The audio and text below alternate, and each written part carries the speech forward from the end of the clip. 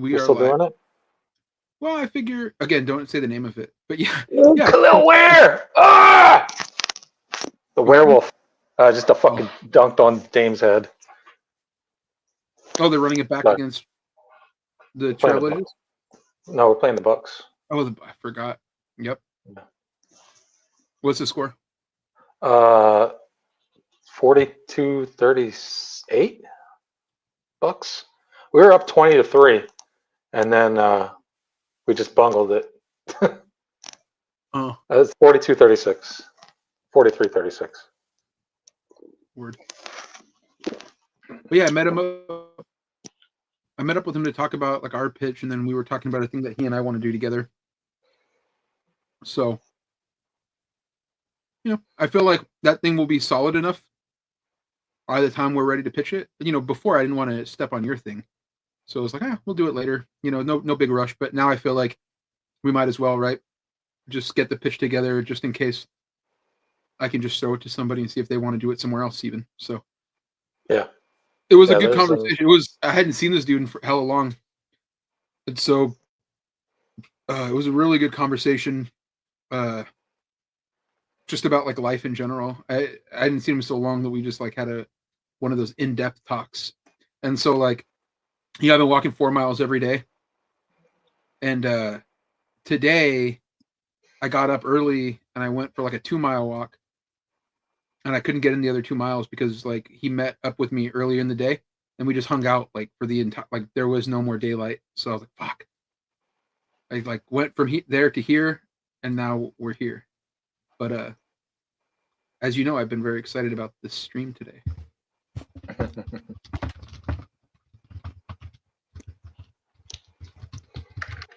That's cool. Posting about it on Blue Sky.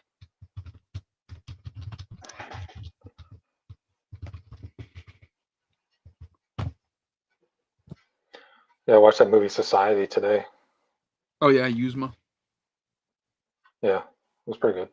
I keep thinking Kuzma because the basketball player. Oh, that's not right. It's grotesque, like Kyle Kuzma's game. That's all I know about that director is that he does really gross stuff. Yeah, there's a weird orgy scene at the end that's fucking wild. Spoilers. Oh shit! J-Pop says Jimmy Butler more like Jimmy Bozo with his clown ass.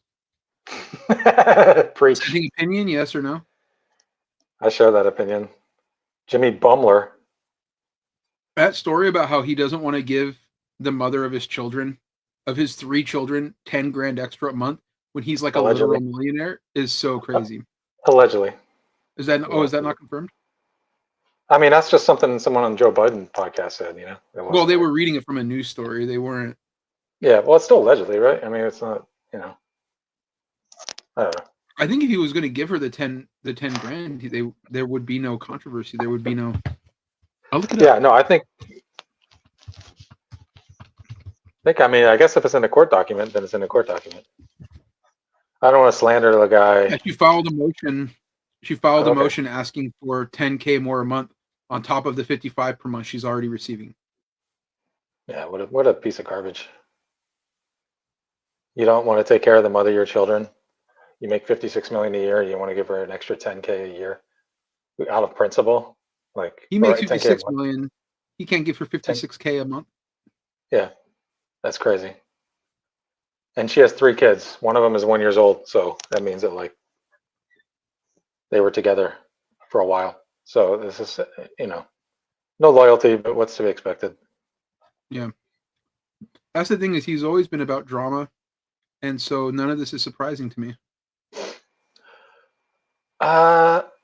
Yeah, I mean, I knew it was going to end poorly at some point, but leading into this season, well, probably like last season it started to wear thin because he played like I think like 60 some games last year. I don't remember.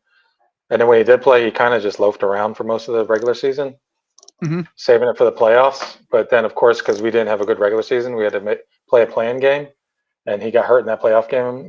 Play-in game, as you know, and missed the entire playoffs. So it kind of is like, well, next year, can we just come back and play the whole season? And try to get in the playoffs. He's like, yeah, we'll ball out in the regular season, and I'll put the contract stuff behind me. We'll figure it out at the end of the year. That's what he said, at the beginning of the year, and he never meant that. It's like he never meant to like take care of the mother of his children. That's Didn't mean that either. Allegedly. Bruh. I hope in Minecraft that someone comes across his Big Face Coffee store in Minecraft Miami, and maybe like just desecrates it somehow in Minecraft. That would be sick. That would be sick. In The Sims, My team lost last night, but dude, it was such a travesty of a game. It was like the Warriors were doing good, and the refs just got involved, and it was just like foul, and like only one way, which is like my biggest pet peeve is like, if you're gonna let them play physical, let them play physical. But it was like just Paracles. He's a Kings fan, so he knows that it was a robbery going down. He knows that. I'm watching it right now when we're playing the Bucks. They had twice as many free throws as us, and it's not like we weren't driving. We were driving. What's up, Ibrahim? Hey, what's up, fellas? How's it going? Good. How you doing? Doing pretty good. All right, we're talking a little sports. Oh yeah. Para says King's plot armor was ridiculous. Yeah, it definitely was. But you know what? I don't even care about that. You know why? Because my Manchester United Red Devils got the big W today. Big shout out, Bruno. You know what I mean? He came through in the clutch. He won that. That was the game of the day. That was the game. That's the only game I care about. So can we just give a shout out to my man, you Red Devils? Hold on a second. I gotta get here. It is. It's taking a while. There we go. We did it. We got a big W. Anyways, how was your day, Ibrahim? It was cool. Thank you. Did a cover sketch for my new undisclosed project. Talked to the writer. Oh yeah. And had a nice exchange or two, and off to the races. He's a nice guy, dude. Yeah, I'm excited. Did he tell you what I thought it would be like? Yeah, just do whatever you want. No, almost. But it's not really that kind of a project, Oh, got it. But yeah, it was good. Nice. I'm glad. So with you guys, went on a walk today. Not as long as normal because I met up with a friend and we were working on pitch stuff. Dude, I want to like write comics with. So we're working on some stuff. It's exciting because when you work on a pitch and it's just like, what if we could do this and we could do this and this is how. And he's so new to it. Like the comics he's reading are the comics I'm giving him to read, but he likes them. But like I'm like, think about this. Last time we want to pitch something with Tony that's drawing it. And so last time I gave him like a fat stack of books and he just brought them back to me.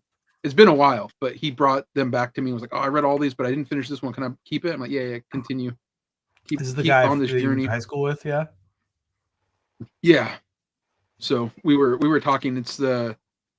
We were talking about a bunch of stuff, but it was like like you have a conversation with a friend you haven't seen in a while. It's just like we met up at like noon and we just got done hanging out like a few minutes ago. Like I came here and immediately was like, start the stream. Yeah. Yeah. It was cool though. It was very very productive. But I to be honest, since I've been walking 4 miles a day and today I only walked 2, I felt a little shitty. Like just because I didn't hit that goal. Granted, yesterday I walked 7, but today was supposed to be 4 and I only got 2. So like I was a little bummed about that. Damn. But dude. Tomorrow I'm going to try to make up some of that ideally. Nice. Ideally, but now I have like a busy weekend and I'm kind of pissed off about it. But like you hate when that happens where you're like I don't have to do that much during my normal day, but now I have to like meet up with one friend and I have to go to the Stockton Arena because it's the Stockton Arena mascot. They're having a day where it's like a Marvel superhero night. So like it's something to do with the Marvel with the mascot I don't know exactly what it is, but all I know is my buddy Mike asked if I would go, and I was like, yeah, no problem. Oh, I was And now like, I'm what are like, you "Fuck, I supposed to do there? But yeah, if Mike. I do a table for Stockton Con. I just bring some of my stuff, and last time he brought me sketch cards, so I was doing like little Oh, I remember tiny that. sketches. Yeah. That's cool. People were asking, like little Yakubs were asking me to draw their favorite Kings players. Sabonis. No, one of them was Malik Monk, and then the other one was Red Velvet. Oh, wow. Werder. I should have known. Yeah, but ironically, the main Yakub, because it was his friend, wasn't. He was he wanted the monk. The other girl had some melanin, and she wanted Huerter. Hara says LMAO. For a reference, Ibrahim Malik Monk is a black man, and Huerter is a white man.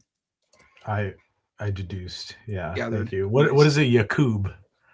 The Yakub. Yeah.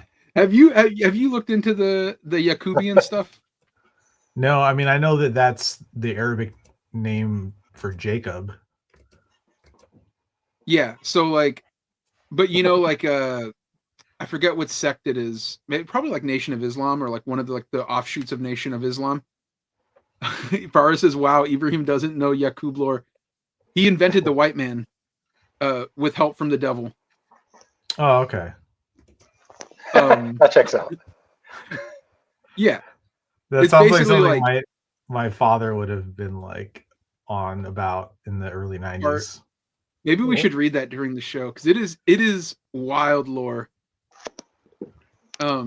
My dad got very into the idea of like the nation and like that he was like in, you know, on the same sort of wavelength as the black man in America when like Malcolm X came out, the movie. Yeah. Like, and there's all kinds of documentaries on TV about it and stuff. Farah says, like, "Look, "Please Ibrahim, show watch." you what Yakub looks like," and I want to do that right now. Here's what Yakub looks like, Ibrahim.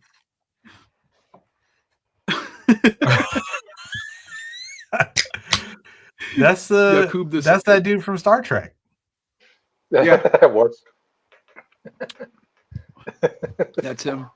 All right. So this man went off into a cave and created the White Devil on Okay. accident. I see the resemblance. Yeah. We should Don't you hate definitely that look when you into it. just go and like fuck off in a cave and you accidentally create the White Devil Yeah. or some It equivalent? happens all the time. Har says he created white people on Patmos. Yeah, it's like a different planet or something. It's wild lore for sure. You know what always kind of cracked me up? There's a rapper from the Bay Area. I believe he's from the Bay Area. Planet Asia. You ever heard of him? Mhm. Ever heard of him? No. He might be from he's from Fresno. That's yeah. Shout out. And his name stands for like the planet actually started in Africa. It's like an acronym, Asia, but it's just funny because it's like, yeah, but it says Asia, not Africa. You know what I mean? Like that always kind of threw me for a loop. He's dope though. He's like a real underrated rapper out there. I Lyrical feel like. miracle guy. He's a little more stylish than that. He was part of a duo called Cali Agents.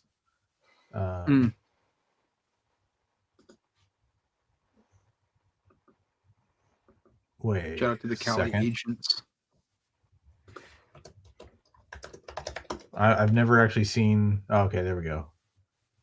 Does he look like Sorry. Yakub? Because he's got such a big brain. It took me. Yeah, I had to see. No, no there was the same guy. The other guy in the group was named Rasco, and I look at the photo that came up for him, and it was a white man, and I was like, no. But it was just the wrong photo attributed to him on the Google thing. I think it's hella funny.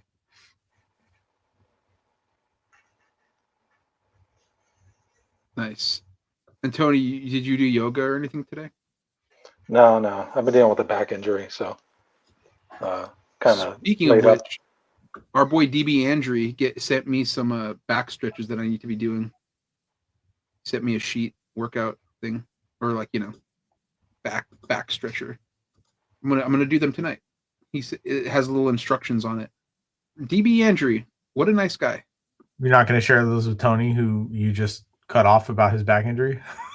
I can, but No, Tony it's all knows good. more. Tony knows what he's doing.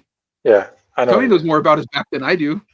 No, it's just funny because he's like, "Oh yeah, I hurt my back." You're like, "Speaking of, I got some back exercises." Like, share the wealth, bro. My bad, Tony. It's all I good. haven't really studied. I haven't really looked too deeply into it. I just saw that he sent it. I'm like, oh, nice, thank you. Sorry, I didn't I mean know to cut what you off, Tony. It's all good. I know what I did. I was in yoga the day before, and I overdid it because my back was feeling good, and I think I just You got a little overzealous. got a little overzealous, got a little too crazy for a 48-year-old, and it's like, all right, I can't do that again. So it's now 6:30. So let's start the show proper. Hello, everybody, and welcome to the New Cool Meat Podcast, episode 10. We are a bunch of comic artists. I think the goal for this show, guys, is like trying to make a podcast, which, like, if I was working to it, I would like to listen to if I was working. You know what I mean? Yeah. I don't know about you guys, but that's like sort of so like nothing too visual. It's sort of like perfect if you're like an old school pro like us and you just want something on passively to listen to while you're working, but also be entertaining. You know what I mean? So like that's kind of the goal that I'm shooting for. It dawned on me when I was amidst a reflection walk. Like, I think that's the goal of the show, because I was listening to a podcast that I really like, and I was like listening to it while I was working earlier that day, and I was like, this is such a perfect show for what we do. Now that's not the rule out tier lists and no, because they do tier lists on that. Yeah, I feel like you can say that stuff, like that's a S tier thing, and people get it. They don't need to see it. It helps sometimes for us to organize it, but I feel like you can listen to that. I do. I think that's true. But I'm one of the hosts, one of the three hosts, Ramon Villalobos. I'm here with Tony Gregori. It's me. And my boy Ibrahim Mustafa. What's up? I try to go hard on the name. I don't know if Yeah, I was feeling the sauce you're putting on it. I was doing a little something. We kind of are. We're talking about. Okay. I feel like 10 episodes is kind of like a milestone. Yeah. We did 10 without burning out completely, which is sick. That's like I mean, it's hard to burn out on this podcast because we're having so much fun doing it. I was genuinely excited about today's show for like a number of reasons. One is because it's like, honestly, it's a good, like, I feel like we're going to guarantee to try to like have fun on this one, you know, like on the show in general. So like if the day is kind of like, if I have some anxiety or whatever, I'm like looking forward to the days that we do this, because it's just like, you know, chopping it up with the homies real quick for a couple hours. I know we talk like almost every day, but like this is like designated time where we can just like bullshit in like a lighthearted way, which is great. I think that's awesome. But the main reason is because I have a lot of news stories, and I have a game that I told you guys yesterday that we may have to push it to next week. We do, because I was too busy working to finish it out. But I am so excited about us playing this game next week, where I'm going to give you guys 10 songs, and then I'm going to give you what the song is about, and then from those 10 you have to guess which it is, and then whichever one of you guys has the most points is the winner, right?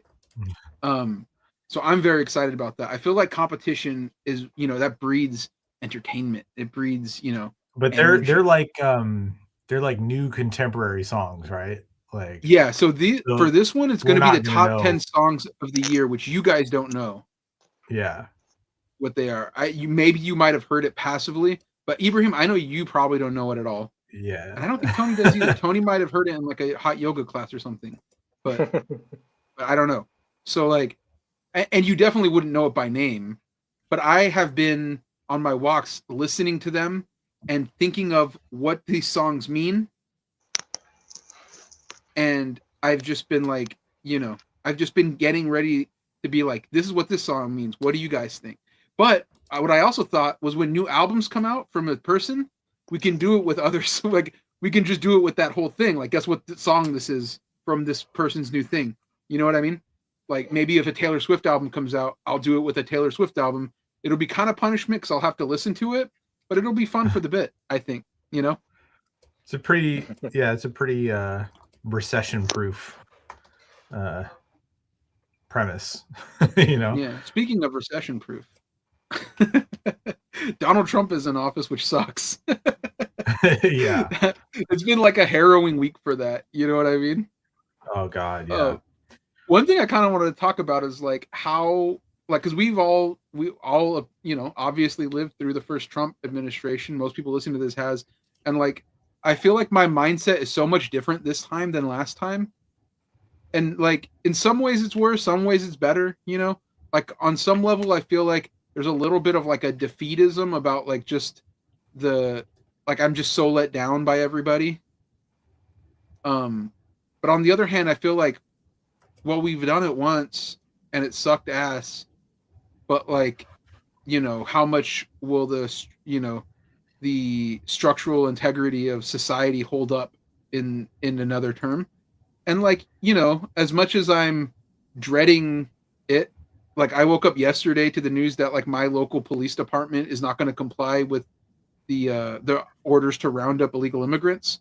And my friend who lives in Seattle was going to go to the hearing. Her and a friend were going to go to the hearings about the 14th Amendment stuff. And she couldn't get in because she forgot her ID, which is a fat L. But it already came out that they weren't going to uphold it. Like the judge laughed it out of the courtroom. It's a laughable thing. It's like, yeah, he's like, this is the most preposterous thing I've ever seen in my like 40 years doing this, basically. Yeah.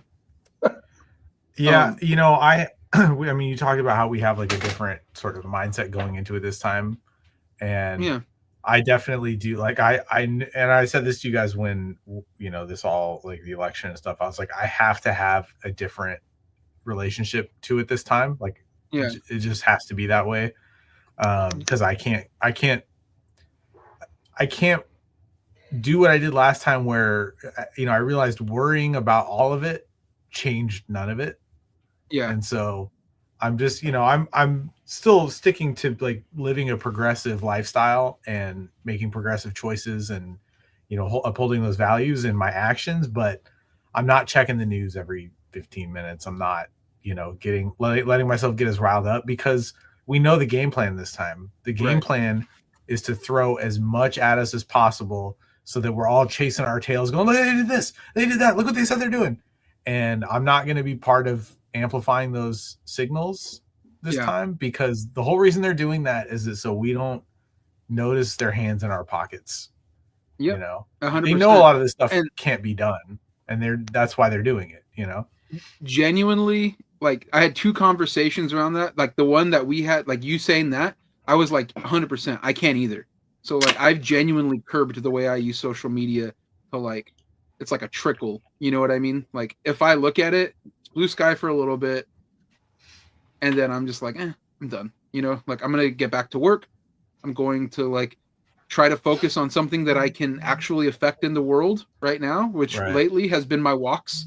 You know, like one of my friends like, are you doom scrolling? I'm like, I've been doom walking for days now, and I will continue to do so. You know what I mean? So like, I really have been enjoying that. Like there's like a real sense of like every time, like yesterday I talked to you guys about how I was looking into like orthotics, because I was like, maybe I'm getting plantar fasciitis because I've been walking so much.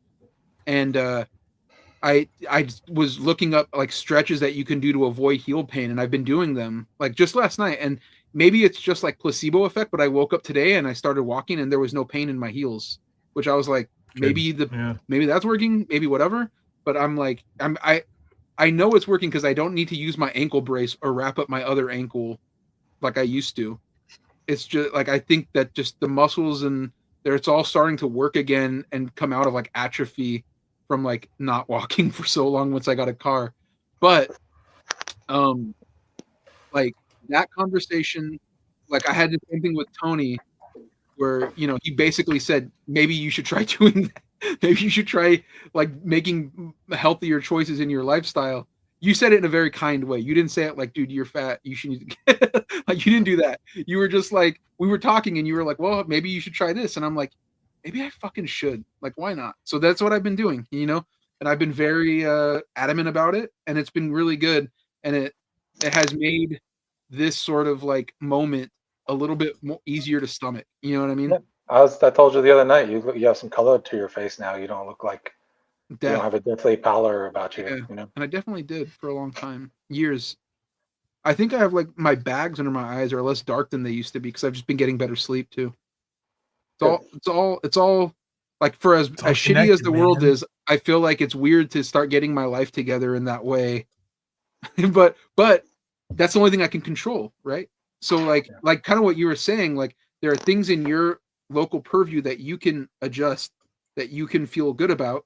So you can do those things. You can live progressively in that way without letting it consume you the way that we did last time, obviously. Like last Trump term, you and I, Ibrahim, we had so many conversations that were like good, productive, healthy conversations that were like, that meant a lot to me at that time, that was just like helping keep like the sort of raft afloat, like mentally, that I don't want to have this time. Yeah. You know what I mean? As much as I love talking to you, I'd rather be able to talk to you about something fun and like funny. So like that's kind of, you know, in the show, which we talk about new stuff, like that's going to be kind of the thing. Like I don't want, when big things happen in the world, for us to have to talk about it in very dramatic ways. And part of it is because I can't, because I'm not genuinely not as online as I used to be. You know?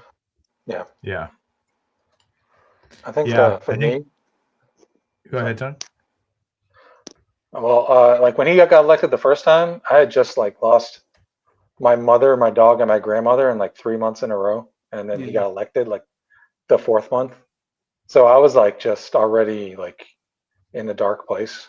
Yeah. So I handled it a lot worse. And this time, I'm older and I realized like this motherfucker is going to be around for like my entire 40s and part of my 50s. And I'm not going to waste whatever. Hey, maybe knock on wood, something else happens, but you know. Yeah, in Minecraft. But yeah. Well, no, I mean, genuinely. Yeah, whatever. Yeah, We'll see what happens. All I know is I don't think he's taking 4-mile walks every day. Let's just put it like that. No. But like, and he's, you know, I'm not gonna waste whatever decent years I have left of my life worrying about this motherfucker.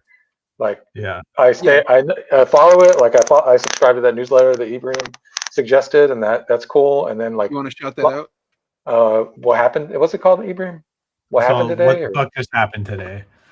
Yeah. And I'll explain it when you're done, like for anyone interested. Yeah. What the fuck just happened today? And then also like following people on Blue Sky and Instagram and seeing some stuff. But also like to your point about Blue Sky and doom scrolling, if I see people who I like who just are caught in a doom spiral just posting nonstop, I just mute them now. And it's like, I'll check back in with them in a couple months and see where they're at. Yeah. Because I can't just sit there and have you talk about the Nazi Sieg Heil salute for like 2 days in a row. And I just. Part of the reason why I won't is because that's literally what he wants. Yeah. By doing he wants the attention. So to give it to him is that makes him win. So like what a fucking loser. Anyways. One of my commitments this time is I'm anyone who just share, like I'm only going to be sharing like a news story about something the administration is doing if I have a resource to couple it with. I'm not none of that like I can't believe these fuckers share, you know. And likewise, I'm unfollowing, and I said this, I was like, hey, look, you know, nothing personal to anybody, we all deal with this our own way, but like I can't be downstream of that. So anyone who just shares like bummer shit and is like seems bad or we're cooked or, you know, we live in the worst timeline or whatever, I'm just unfollowing, like, because I, you know, all love, but I can't digest that. That's not what I'm here for, you know. That newsletter, what the fuck just happened today, if you go to that, I think it's WTFJT.com, I want to say. or just Google it. And basically it's a newsletter that sends you like the top, 5 to 10 headlines of the day as it pertains to the administration. And, they summarize them all each in a paragraph with several reference links to like CNN and Axios and whatever, where they got the story from. And that's it. And I just read that once a day if I want to. Sometimes I don't even read it. And then I stay abreast of everything that's happening without doom scrolling to find it, and without checking CNN or some other bullshit news site to go, what are they, Honestly, a lot of the way I get my news now is through Yahoo News because I'm putting this show together. Yeah. But it's basically the same thing. You know what I mean? Like, I'm like, oh, that happened? Okay. Or like, I'll read the article. I'm like, all right, that sucks. Or, okay, whatever. Yeah. But like, if you, and this is coming from a bit of a place of privilege, there's not an existential threat against the way who we are and the way we live for us three specifically. And so it's kind of easy to do that. And sometimes it's a little bit of survivor's guilt, like not really, but a little bit of like, well, it's real easy for me to say, like, I just can't let myself get consumed by it. But I also, like, if I want to be somebody who can provide somebody with like any kind of reassurance or whatever, I have to be strong enough to do that myself. Yeah. So I was thinking that same exact thing. Yeah. Yeah. You gotta save some in the tank for when, it's time to use it. Right. And it's not to say we're not paying attention, but it's just, there's a difference between knowing that it happened and absorbing every bit of what happened that you can. I'm still better informed than most people. I'm just not stewing. Probably more informed than most people, I would say. You know what I mean? Yeah. It's funny. I was talking to my buddy today, and we were talking about the perception of ourselves as we were in high school. And I was always like, I told him, like, dude, I thought you were like a really cool ass guy because he skated, he played bass in like a punk band, and like he was like doing things. He was skating around town. He had like longish hair. He was a cool ass dude. And his perception of me was like, he was like, you were like a really angry guy who kind of knew more than everybody. He's like, I wouldn't say you were smarter than everybody, but you knew a lot about a lot of things, which is like, I think kind of true to this day. Like, I know enough to be dangerous, but I'm not like super smart. You know what I mean? I don't think we would call you super smart. I don't think anybody would. I think the older I get, like a big part of like being a mature person is knowing you don't actually know that much. And like, because if you think that you do, you're really boxed in by your knowledge of expertise. But if you are comfortable not knowing shit, you're willing to learn from everybody, right? So like, I feel like that's part of my growth and my maturity. As a young person, I didn't have that maturity. As a young person, I thought I knew better than everybody. But he was like, you were just so like, he thought I was like really, friends of mine were concerned about me is what I learned. They were like, we thought like, what is this guy's got some dark thoughts.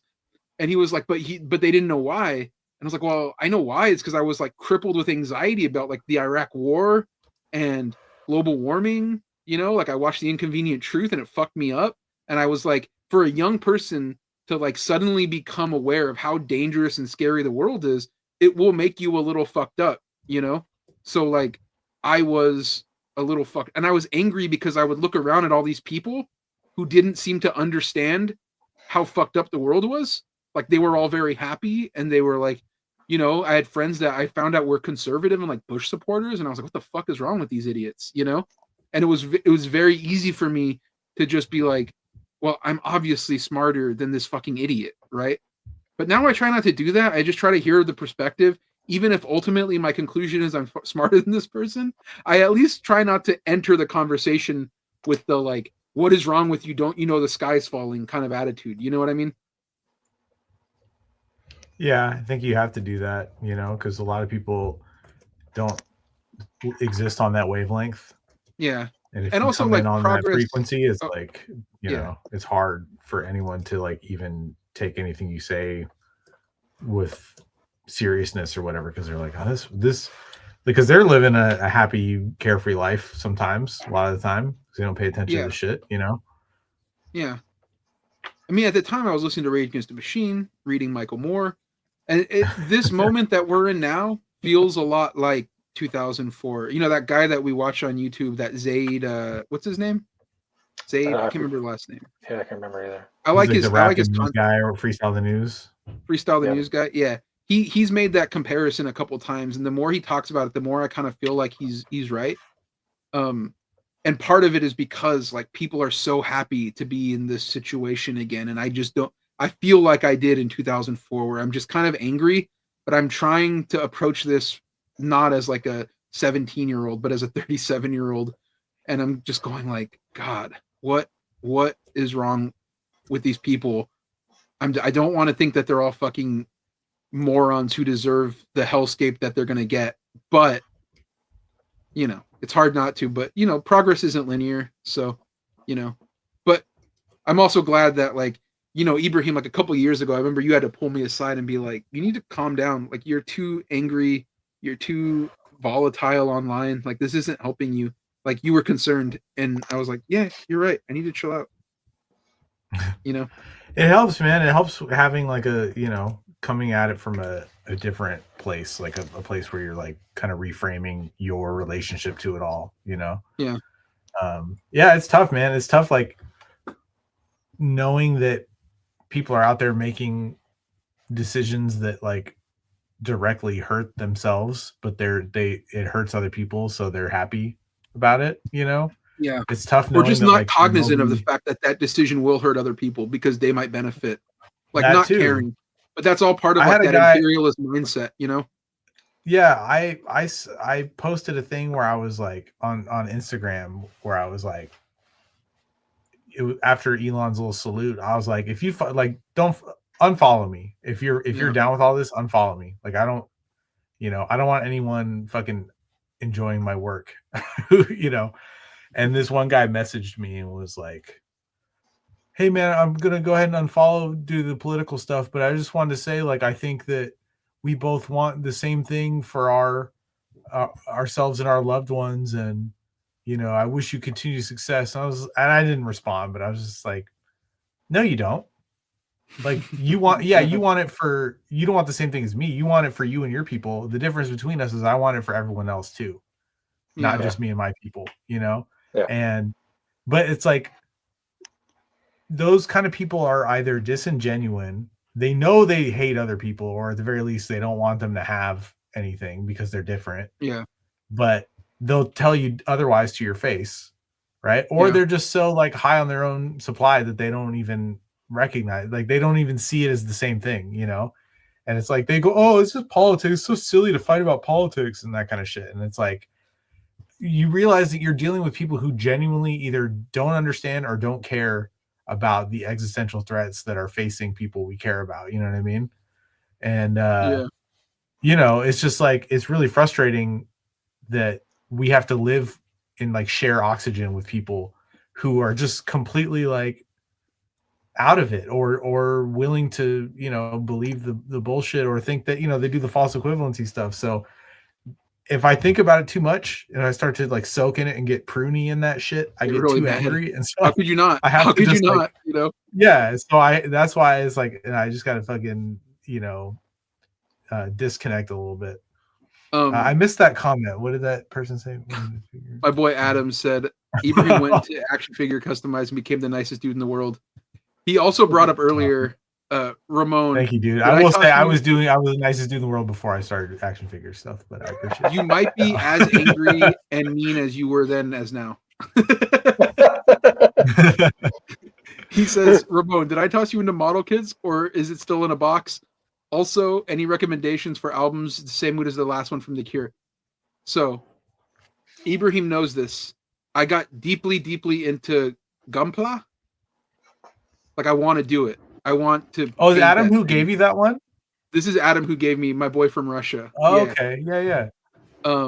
But like, not only that, but I was asking him, like, so how would I do this? Like, would this kind of paint work? Is this whatever? The thing is, that thing takes so long to put together. Like, I wasted like 30 minutes and I got like a shoulder joint, and I'm like, all right, I'll get to this later. And you just did that Batman thing on your channel, the tumbler. That thing's insane. Yeah. Like, I can't even imagine how long that thing fucking took. took a long time. It was like, yeah, So it the was answer a is model kit of the tumbler in 112 scale, and it took me probably like 15 hours to put together. Because I mean, I did some paint details too, which is not required, but I'm an extra person. The answer to the question is it did put me into a pit of research of how I'm going to put this thing together and the vision that I have for it when it's all done. And I'm very excited about that vision. I've been too busy to finish it up. But honestly, Ibrahim, your videos get me really excited about trying to paint that thing in general. Because I also want to do it to a big Barda that I have. Paint that up. The answer to the second question, albums is the same mood as the last Cure album. I don't know of one that I can think of off the top of my head, but I have been like on the same thing. I've been such in a deep New Order mood lately on my walks. I would suggest if you haven't heard New Order's Low Life album to listen to that, because it's got the same kind of like edginess with rock to it, but it's also pretty sad, and it has like it's just my favorite New Order album. So like to answer that question, that's what I would say. Also, Para says you got to keep living. Remember when you remember that for many people in the third world countries, this sort of government has been their reality for decades and decades. They would have all gone insane now if they lived that way, which I agree is true. Like, could you imagine if you lived in like a third world country and every day you had access to this, like what the leaders are doing, and like it affects your like on a psychological level? Like, no, it's going to affect you in other ways. So you just can't let it control you, because that is part of what they want. Also, Sophie said that Ramon is my main source of news now. Also, very dangerous. Wouldn't recommend that. Low Life. Yep, it's Low Life. It's my favorite New Order album. It's my go-to. It's my North Star with that kind of music right now. And also listen to Regret, which is my friend Sophie's favorite one, and I've been listening to that one during the day. She said I'm not too worried about it. But I've been listening to, like, during the day, I listen to a lot of Substance album and Regret, and then at night I listen to Low Life because Republic. Regret is the song. Thank you, Sophie.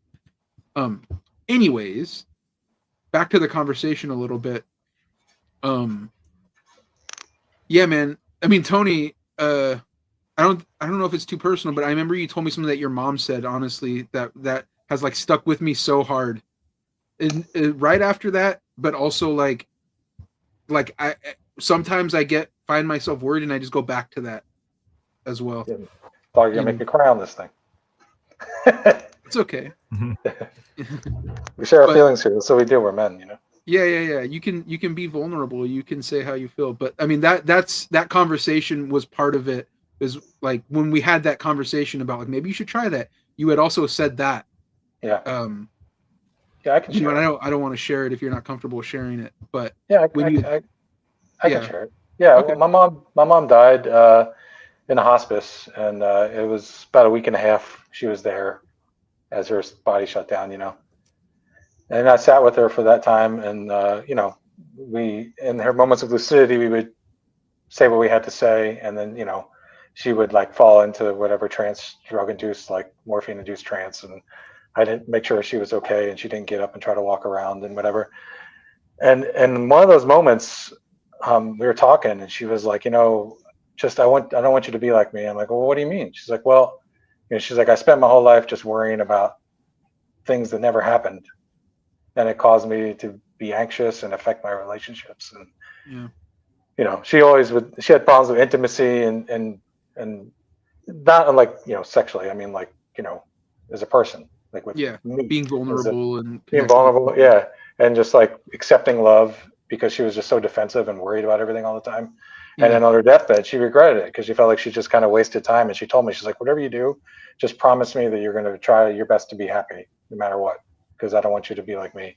And ever since then, man, you know, dude, honestly, it's such simple advice, but hearing it the way you had told me it that day when I was super fucked, it meant like so much. I was like, like it. That's why it stuck with me, obviously, because I was like, he's so fucking right. She was so fucking right. Yeah. Like, if My I'm mom gonna, was, she That was adds a a lot searcher, of you know. that adds a lot of context for me because like Tony is always very like zen about shit. yeah, You know, like not in like a Ramon would tell you carefree that. way. Well, but Well, no, he but gets- like like he your has moments approach of to it is meatball rage, is what I call it.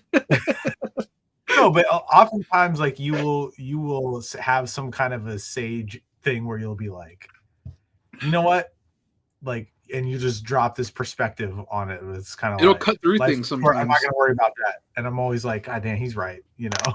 Like, yeah, knowing that that's partially where you derive that from, like, you know, it just like makes some stuff fall into place for me. Like, it's cool to know that you're like living by that, you know, like you took that like very serious advice very seriously, you know. Yeah, totally. It was you know, I wasn't always this way, or like, you know, whatever you think I like Zen thing I think I have, I wasn't. I mean, I worked on it. I would do like meditation stuff, and when Layla Del Duca was living here, we would go do mindfulness meetings at the meditation center here, and we worked on that sort of stuff because I had even more meatball rage when I was younger. I was like, you know, very young, very angry, and very ready to just throw down with anybody. I didn't care. You know? And you know, I'm 5'8", so I was that little short guy who was ready to fight everybody. Yeah, Scrappy Doo. Yeah, scrappy. But yeah, that changed me in a lot of ways, you know, and everything. You know, it just when you're living in like a place of anger, like it's so easy to just want to fucking fight anyone at a moment's notice. I was at the angriest point of my life. I was in a bad relationship. I was working a job I hated while trying to make comics, like almost full time, while also working or going to school, like basically full time in a graphic design program. I was fucking miserable, and I had a long commute every day, and like it was like the worst time of my life. And I almost got into a fight with a dude at the community college I was going to, in the bathroom, or just outside the bathroom, because he didn't wash his hands. And like he came out of a stall and he didn't want, and I was like, you know, and back like now I would just fucking mind my business and keep it pushing. But back then I was like, hey, you should go wash your hands, man. And he was like, he was a little old, you know, he was probably like in his 30s. I was like in my, you know, maybe even 40. I was like, you know, 25 or something.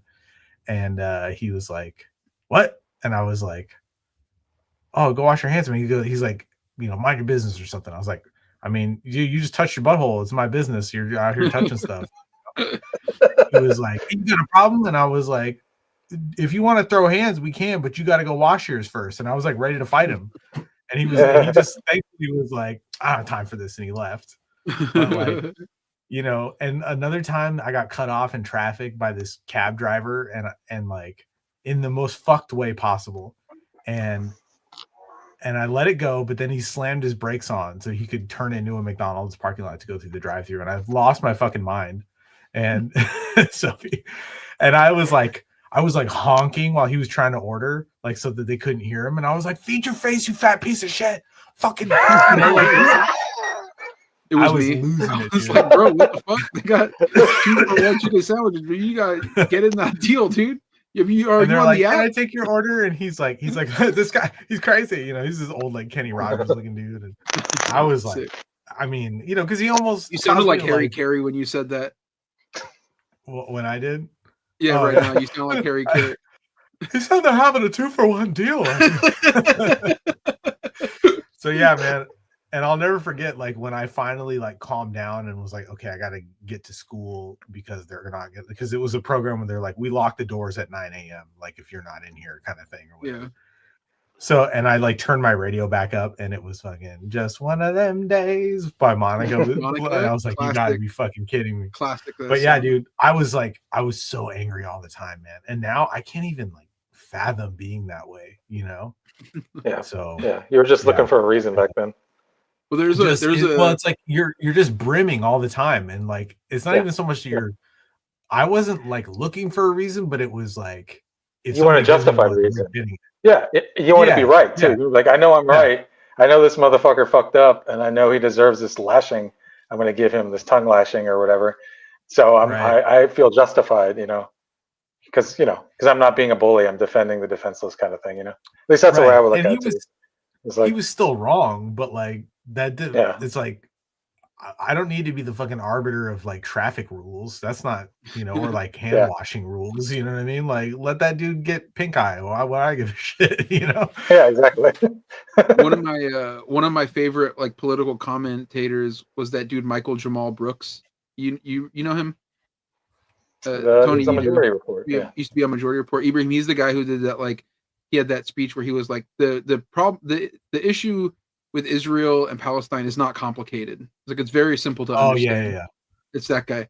So he passed away. What's his name? Michael Jamal Brooks. Okay. That's not his name didn't quite match his visage to me. Oh, because of the Jamal? Yeah. Yeah. I thought he would have been a black guy. Yeah, I got that. That's like a very he was Jewish. Amazing. But he amazing. I don't have the soundboard right here. Amazing. But he said this thing that I wrote down on my board that I have in front of me that I always have to like try to remember, which is be ruthless with systems, but be kind to people. Mm-hmm. And like you could be mad at the way things are, but it's like you don't really gain anything by being mad at the people who are, even if they don't understand it, the victims of their own stupidity or whatever. You know what I mean? Like you can be mad at capitalism, but you can't be mad at the people who are acting because of capitalist instincts if they're not even the ones in control of the system. Because you won't be able to enlighten them in any way if you just reach out to them with anger, I think. And could be wrong, but that's, I think it's an easier way to calm down a little bit for me, Yeah. Well, yeah, like long story short, I was having issues with filling prescriptions at Walgreens. Mm-hmm. And like I think a lot of people across the country do, because they're all, and like during the pandemic, like they were super understaffed. It was like a real problem across, I think, every sort of drugstore pharmacy. So I had this specific issue that happened, and when I like called customer service to like hash it out with them, I specifically like complained about like fucking their corporate structure and like you know what I mean? Like I was like my complaint was to like the main office about them not staffing, providing enough like staff and relief for their workers to help customers out, so it's like I try to redirect it toward like the people who are actually, because it's easy to like get mad at the person on the phone with you, but they're not the one who made the fucking rules that screwed you over or whatever, so I try to, anytime I have a thing like that, I try to be productive with it at the very least, Same. Part of why too, when I'm dealing in situations like that specific thing where like something has fucked me and I'm like, oh, I'm so pissed, but I can't be mad at the person I'm talking to right now because it's not in their control anymore as it is in my control, right? And part of the thing that I think that has landed us in this current moment is that we live in this weird consumer capitalist culture where people are so like ready and they get so much joy and excitement out of complaining to somebody's manager. That the reason why a lot of people voted for Trump over Barack Obama or over Kamala Harris. I would have voted for Obama 3 times. What do you mean? Dude, yeah, for sure. But the reason why they voted for Obama in the first place too was because it's just reactive politics of like, well, I don't like how this is going. I'm going to vote for the guy who appeals to the fact that it's not going right. Obama talked about hope and change. He didn't promise to keep things going the way they were. He was a change candidate. Trump both times has said, like, this sucks. We need to make shit better. And the Republicans' entire gameplay is to go, this is fucked up. Like, I didn't order onions on this hamburger. Like, we need to kick the managers out of here. The managers are the ones who are fucked up. We need to get somebody fucking fired. And so, like, everybody is doing that in the country because that's all that we have. Like, we don't know that we can create things and band together and, like, work in ways that are productive and, like, build labor movements and stuff like that. We're all just well, not us three, but broadly speaking, the American population is so used to just getting it their way, and if they can't, then they just complain to the person who is preventing them from being happy in that moment. Without thinking about the broader context. Like, I didn't order onions on this hamburger. I'm mad at this. I want to be made right, And they get so upset about it, and they get so, like, you can see, like, the light suddenly go in their eyes. And, like, that's not, like they don't have any compassion for the person working behind the counter. They don't understand how the thing is hard for that person. And, it's easy to be mad at politicians because they are fucking dumb, corrupt pieces of shit.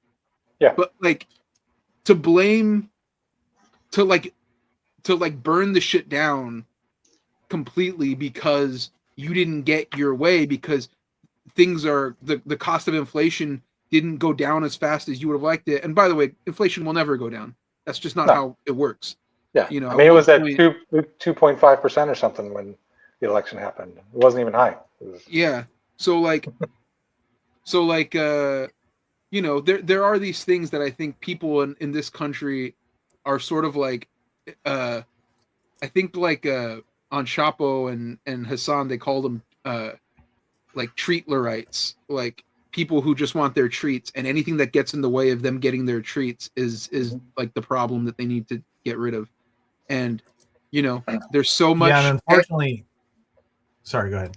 Oh no, like so much of like just the being at the top of like the American hegemony, the top of the American empire. People's lives are like genuinely like on a wide swath not good. Income inequality has made it so most people are living above their means, or like in a position to where they can't afford their lifestyle the way they did a few years ago, because so much wealth is just being squeezed out of every sector of their lives, and yet they don't the solution for it is never that you can make the system stronger so that they can provide for you better. It is, I hate that system that is failing me right now. Right. And that's curious to see if he does these tariffs, and somebody's video game console goes up to like, I don't even know what they cost now, but if the pricing goes up 20% or whatever, or for their video games or for their treats, how's that going to affect these people who voted for Trump because they thought that? Yeah, I think about that all the time. Is like some people, they voted for it because of the price of eggs, and it's like because of all these policies he wants to do.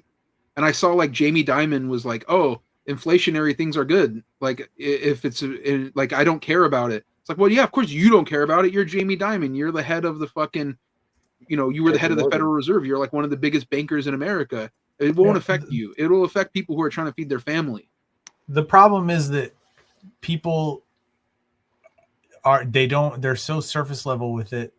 And, a lot of it's because a lot of people are just trying to survive, or they don't have the education, or like the sort of natural biological, like imperative functioning to fucking like pay attention to shit that they should. Right. But like I'm not even going to say Trump, but like his people, his administration, the cronies with him and stuff. Cause we both blame him and give him a lot of credit for shit that he has no idea. That man couldn't get a can of Diet Coke on his own. If you he's never bought an egg in his life, talking about the price of eggs, but like it's all the Stephen people Miller's around him, right? And Stephen and that's Miller, one of the things. Stephen Miller, and last time it was fucking Bannon and stuff. Like, that's another thing I'm changing it with my approach and outlook on it. Is I'm not looking to Trump for everything, like in terms of blame and stuff like that. Like he's just a figurehead, and we all know that on some level instinctually. But like it's just easier to have a mascot, right? But that's a microcosm. It's very easy to acknowledge that. Oh, sorry. Go ahead. Well, that's like representational of this whole thing, where like the onion rings discussion you were just having, right? It's like people want like a simple thing to blame. And so we all do that. We all look for like the path of least resistance on that. And, they don't look any deeper and realize that like, he's going to tell you that he's going to fix the onion ring problem because his people figured out that that's what you want to hear. But really secretly what they're doing is they're trying to eradicate onions from existence. And it's solely so that they can funnel the profits that would have gone to the Onion fucking detection bureau, the government agency, to make sure that your onions are okay. They're going to dismantle that and just put all that money into their own fucking pockets, you know? Right. And it's like, it's such simple math, but nobody fucking pays attention to it because they go, oh, I got to watch fucking, you know, whatever Tim Allen's new show is. Yeah, it's just like private. It's like the private prison thing. Show looks funny, by the way.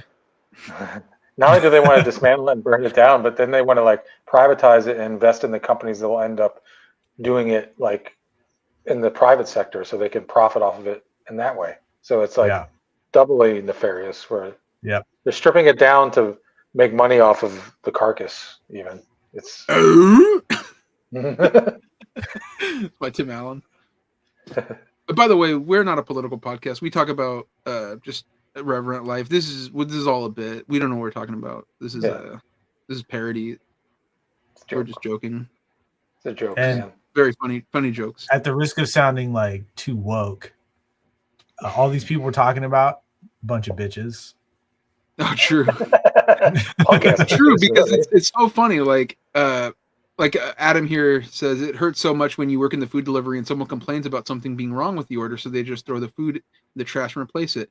The people, like the restaurants do that, but the people who are complaining about like the food order being wrong are like, there's a certain mindset of person who will like want a thing a very specific way, and then like I feel like they think that because they have the money to afford it, that everything should go their way. Like it's an exchange of like, I want this should be perfect, and that's just not how life works. Into this.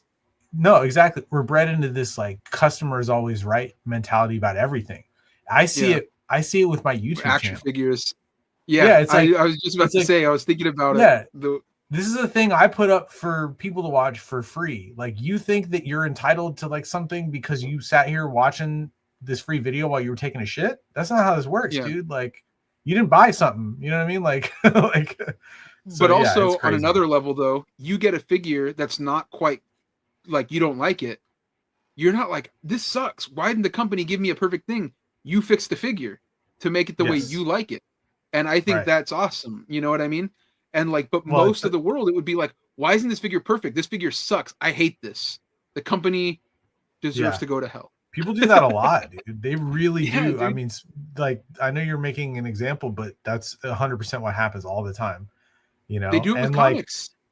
Yeah, and people don't have the language oftentimes to articulate what about it they think is insufficient. They always say the number one thing I hear, could be better.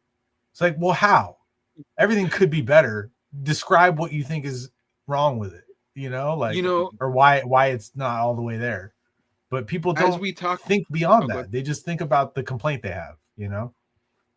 Part of the reason why when we do we watch movies a lot together, and part of the reasons why I write such long letterboxd reviews is because I'm processing the thing that I just watched, right? And if I don't like a movie, I'm not going like, this movie sucks, and that's it. I think, wow, why was the third Bridget Jones movie so much worse than the second one, which was so much worse than the first one? So the first review will be like 2 paragraphs, and I'll be like, this was cool, it was kind of fun, this part didn't work for me, this part did. The second one, now I have the context of how the first one I liked it. The second one, I'm like, wow, they really kind of fucked this part up. Interesting.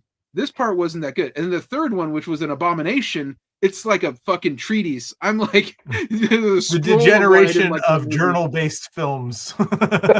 I went hard on that review of just talking about like how it fundamentally misunderstood the appeal of Bridget Jones as an archetype for a character, you know? And like, but like, it's not me saying I didn't like it, could have been better. It's me processing this thing that I watched for enjoyment and going, oh, I didn't like that. Why didn't I like it? Obviously I can't make it better, right? But I can think about it and I could dwell on it and I can have an analysis of it that is more than just surface based. And I think, again, most of people don't do that. Most people don't have more than the surface based sort of level of how they engage with anything. Media. You know, credit to Bridget Jones, the people who made Bridget Jones 3. I think they figured out how to fix it for 4. What's that? Bring Oh, back Hugh bring Grant. back Hugh Grant. Yeah, nice. You love that boy, Hugh Grant. That's why I love that man. So Yeah, I mean charming. that's obviously just like a quick. It's like the easiest analogy that I had because those are the last movies that we watched together.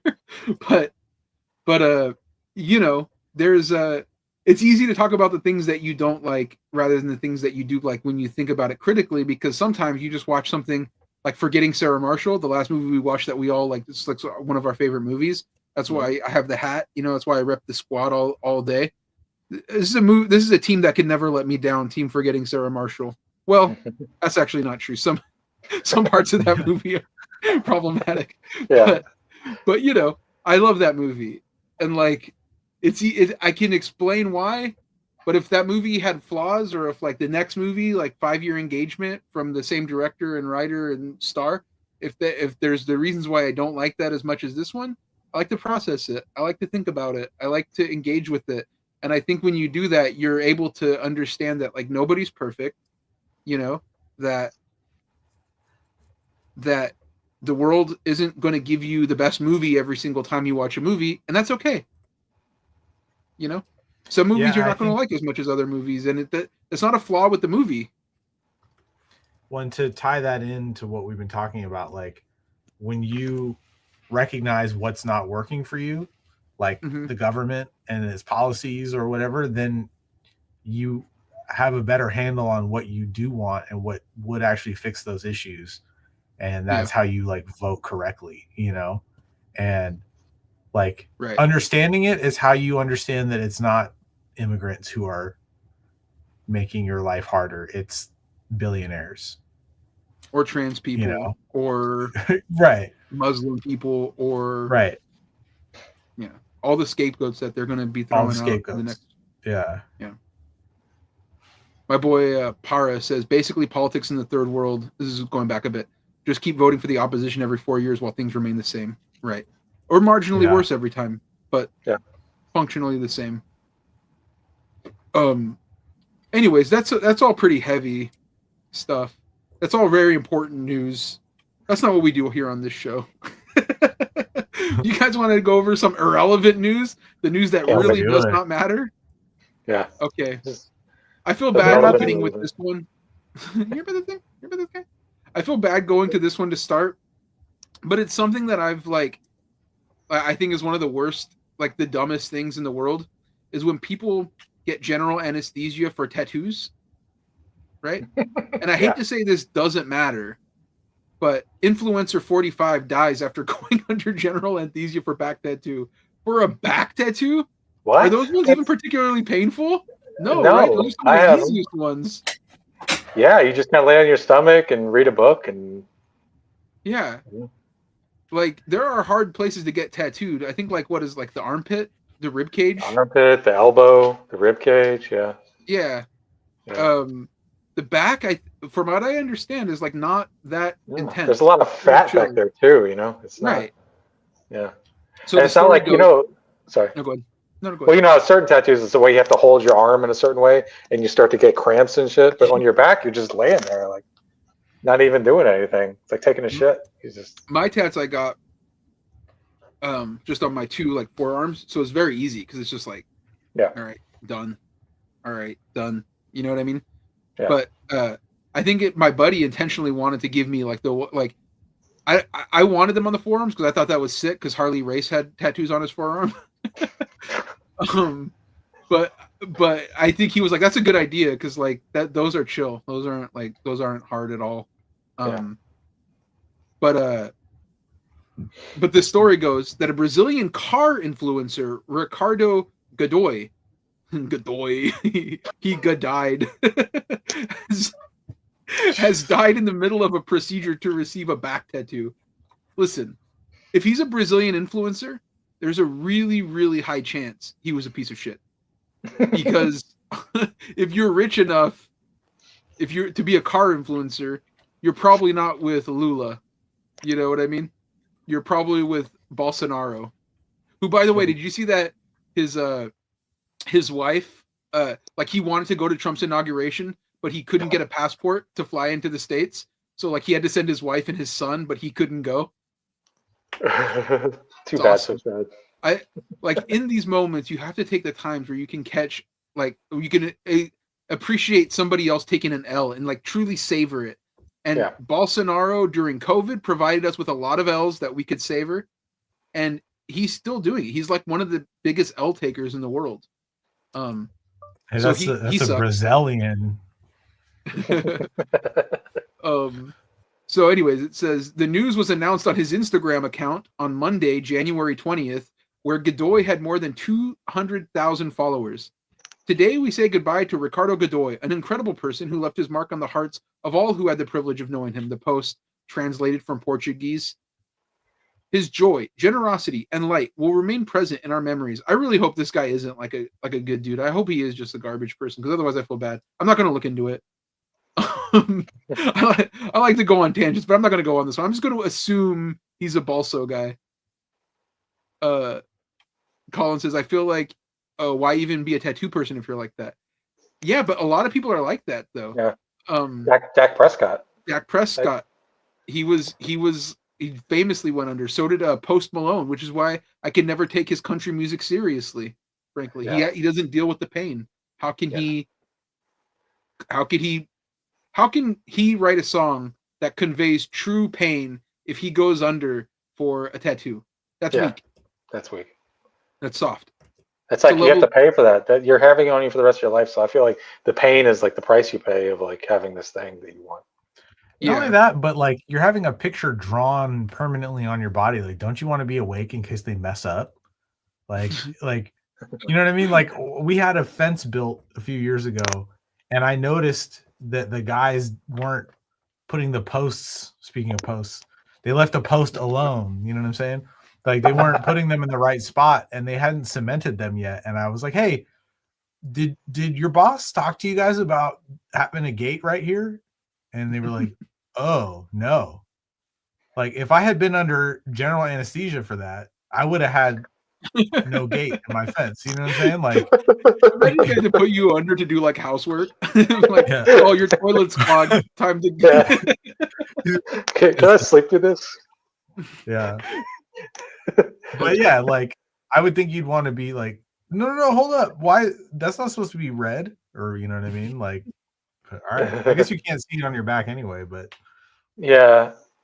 Kind of like too, if they mess up, it's like, well, I guess we're just changing the way the tattoo looks because guess what? Yeah, but it could be a conversation. You know what I mean? Like like if you passed out for your haircut and you woke up with a shaved head, except you know that's like the rest of your life or whatever. But anyway, yeah, I wouldn't want to do that either. Yeah, being in a tattoo parlor, knocked out. Who the fuck? Like what? Well, I guess they probably go to a special place for that, right? It's probably like in a, not like a general tattoo parlor where they just put you out. Well, I'd be curious to hear Brian Level's take on that. Oh, he doesn't like it. We've talked about this before. I've brought this up to him a number of times. Yeah. He thinks it's soft. He thinks it's dumb. But the thing continues. We say goodbye today to Ricardo Godoy, an incredible person who left his mark in the hearts of all who had the privilege of knowing him. His joy, generosity, and light will remain present in our memories and in every story he helped to build. What stories did he help to build, though? Mainly all he did was take pictures of expensive cars. Like, how could... Instagram stories. It's like share stories on his reels. Yeah. Is it reels? No, that's Facebook. It is. There's reels and stories on there. Wait, what's the difference? A reel is like a video. It's like a TikTok video on your Instagram, and a story is a disappearing update that like. The reels are the highlights. You can turn reels into highlights, so it's super. It's like you're talking to your grandpa. Yeah. Bro, I am not. This is proof that I'm just not on Instagram, bro. It doesn't matter. It's basically it's arbitrary. It's stupid. Whatever. Yeah. So like these are the stories he helped to tell, though. Like here's him in front of a fancy car. Here's him in front of a different fancy car. Here's him in front of a different fancy car. Like, what is this? Why would people even follow this human being? You know what I mean?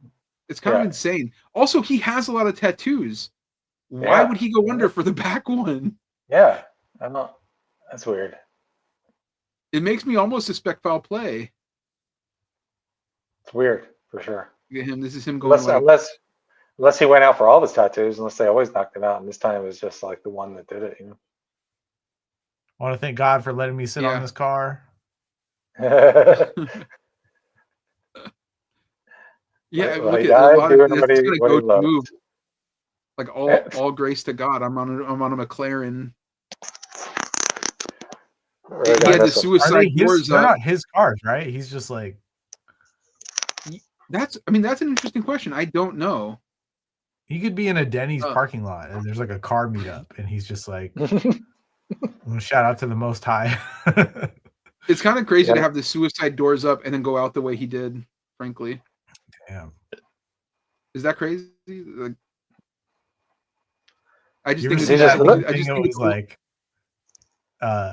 it was a Pimp My Ride meme. It was like, yo, Jenny likes to cut herself, so we put suicide doors on the whip.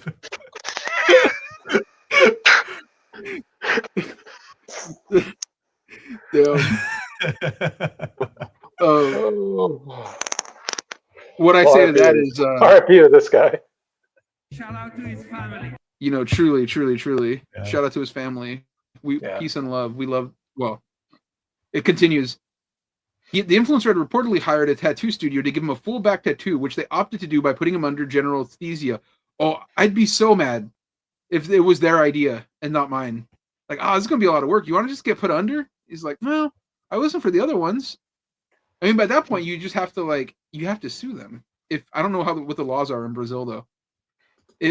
He went to a hospital to do it in Santa Catarina, state of Brazil. Hours before his death, Godoy informed his followers of the procedure and promised to check back with it once it was over. However, he ended up going into cardiac arrest and died at 12 p.m. on Monday, according to the Instagram post.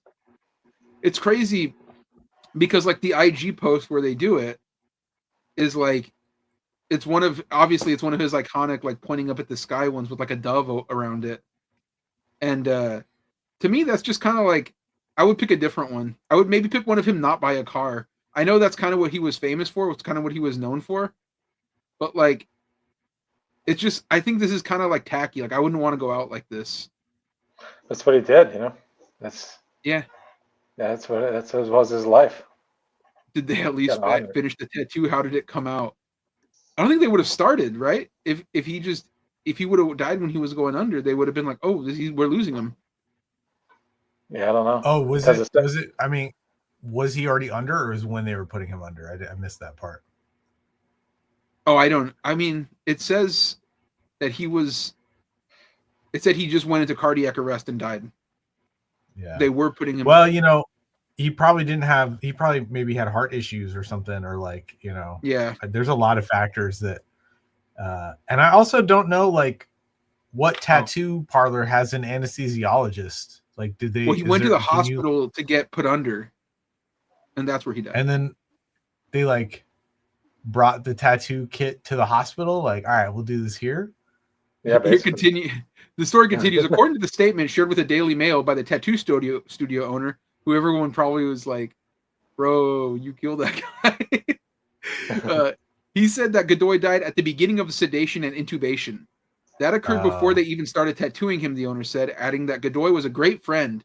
He was quickly checked, and a cardiologist was called to try and revive him, unfortunately without success.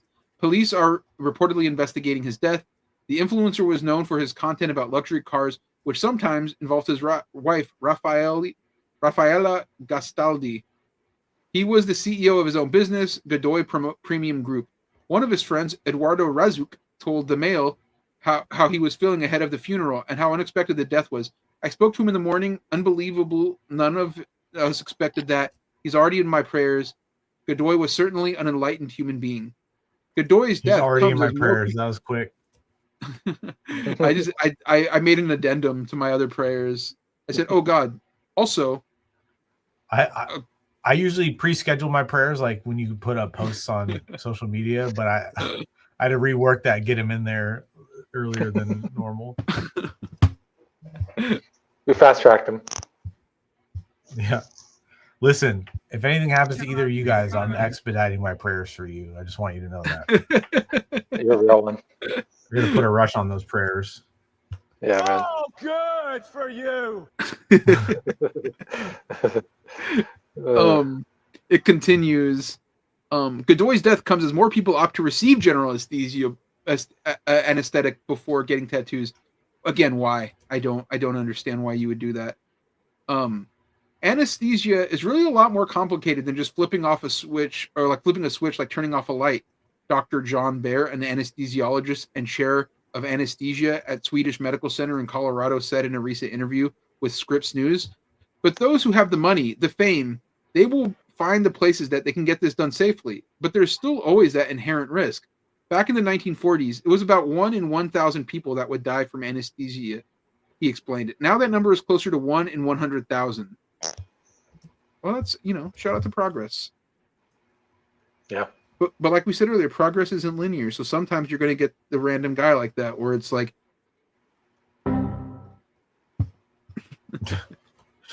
yeah, I mean, I'm not trying to make light of the guy's death. It sucks. No, who would? Yeah. Definitely not us. I would never, dude. Oh, that was the wrong bell. It was supposed to be the Undertaker bell, like, because he died. You hit him with a Taco Bell bell. Yeah, my bad.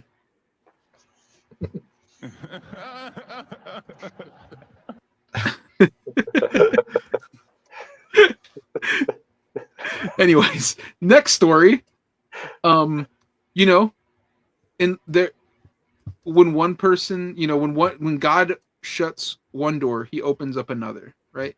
So this man died, but we have the birth of somebody that is going to be special. Maybe not a car influencer. The story is meet the 33-pound baby who has the NFL's attention. So look at this little boy, dude. Oh my god. Oh my god. This boy is sick, dude. Yo, that little dude stays puffed. This kid came out of the wake, though. Yeah. Yeah, so the story says, move over Michelin Man. There's a new chunky champion in town, and he's stealing hearts faster than he's outgrowing onesies. Meet Carson Frost, the 5-month-old TikTok sensation who's giving the Stay Puft Marshmallow Man and the Pillsbury Doughboy a run for his money. I love that. That's one of those names. Sorry, go ahead. No, finish. That's one of those names. Let's say that's like in a 90s movie where like fucking Nicolas Cage looks at a screen after he's been pulled in from the golf course as a retired fucking secret agent, and he goes, "That's Carson Frost," and it's fucking like Armand Asante or something, and he's like, he's back.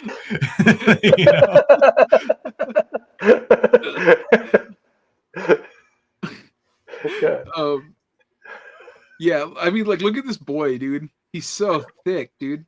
I love that, like, now, like, you could become famous just by being, like, a funny-looking little guy. It's so, like, the Rizzler, or, like, that little hippo, Mudang. Like, motherfuckers be like, that thing's fat. I love it. My whole life, it was the opposite. I've had the opposite. Yeah. I could see that baby hitting it. Hitting what? Yeah. Well, I think if I'm the Rizzler, I don't want this baby to continue because he's coming for me. He's coming for my spot, dude. The Rizzler's not going to be cute forever, And this kid's got, like, this kid has the juice behind him. Yeah, he could wrestle on AEW tomorrow. His mom carried that around. That's crazy. Well, so how does it say how much he weighed when he was born? It said he's an absolutely adorable squeezability department. At a remarkably cozy 33 pounds, this Texas tot has not only captured the attention of 10 million viewers, but also caught the eye of the Detroit Lions, who clearly recognize talent when they see it. You have our attention, the team commented on TikTok, presumably imagining those precious chunky legs charging down the field sometimes around 2042. Nah, dude, he'd be an offensive lineman. You don't put that man on as a runner, dude. What the fuck? Nah, yeah, he's a guard. That's a guard right there. Yeah, I love that they're already giving this kid CTE. Williams, dude. I was gonna say, dude, I was literally about to, so fucked up. They're like, hey, come get a concussion with us, child. It says when Carson entered the world as a robust 10-pounder, though as any pediatrician will tell you, birth weight has about as much predictive power as a magic 8-ball. My son is over a foot taller than me and weighed quite a bit less at the birth I did. Okay, we don't need you editorializing, whoever wrote this. He hasn't It's not looked about back. you. Currently rocking 18 to 24 month clothing like it's nobody's business, and size 7 diapers, as one commenter pointed out. Let's look at this little guy. That See what he's thumb got is in a going weird on. spot. Let's see how fucking cute he really is.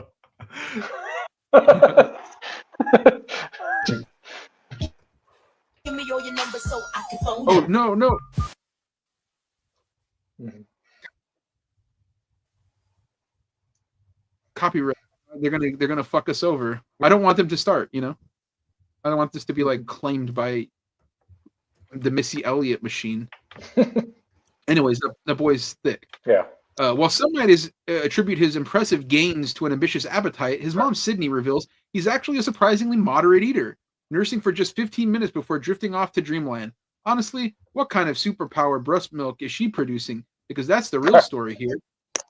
The internet's newest celebrity comes by his size, honestly. His dad stands at 6'3", his uncle's towering at 6'8" and 6'9". Though, as Sydney notes, that adorable broadness, that's all from her side. Between his genetic density and those irresistible roles, Carson has become such a public sensation that strangers regularly ask permission to squeeze his legs. Listen, we get it. The temptation is real. Commenter Stone Idol 2 perfectly captured the vibe by noting that they loved his work in Boss Baby. And honestly, the resemblance is uncanny. Dude, this person needs to chill with the jokes. Who wrote this shit? Sounds Sarah like AI. Goldstein. Relax, Sarah. Just take it easy. The story is funny enough. You're not contributing to it. Yeah. William Britton says, LMAO, I'm late as fuck. Well, You got here for good stuff, dude.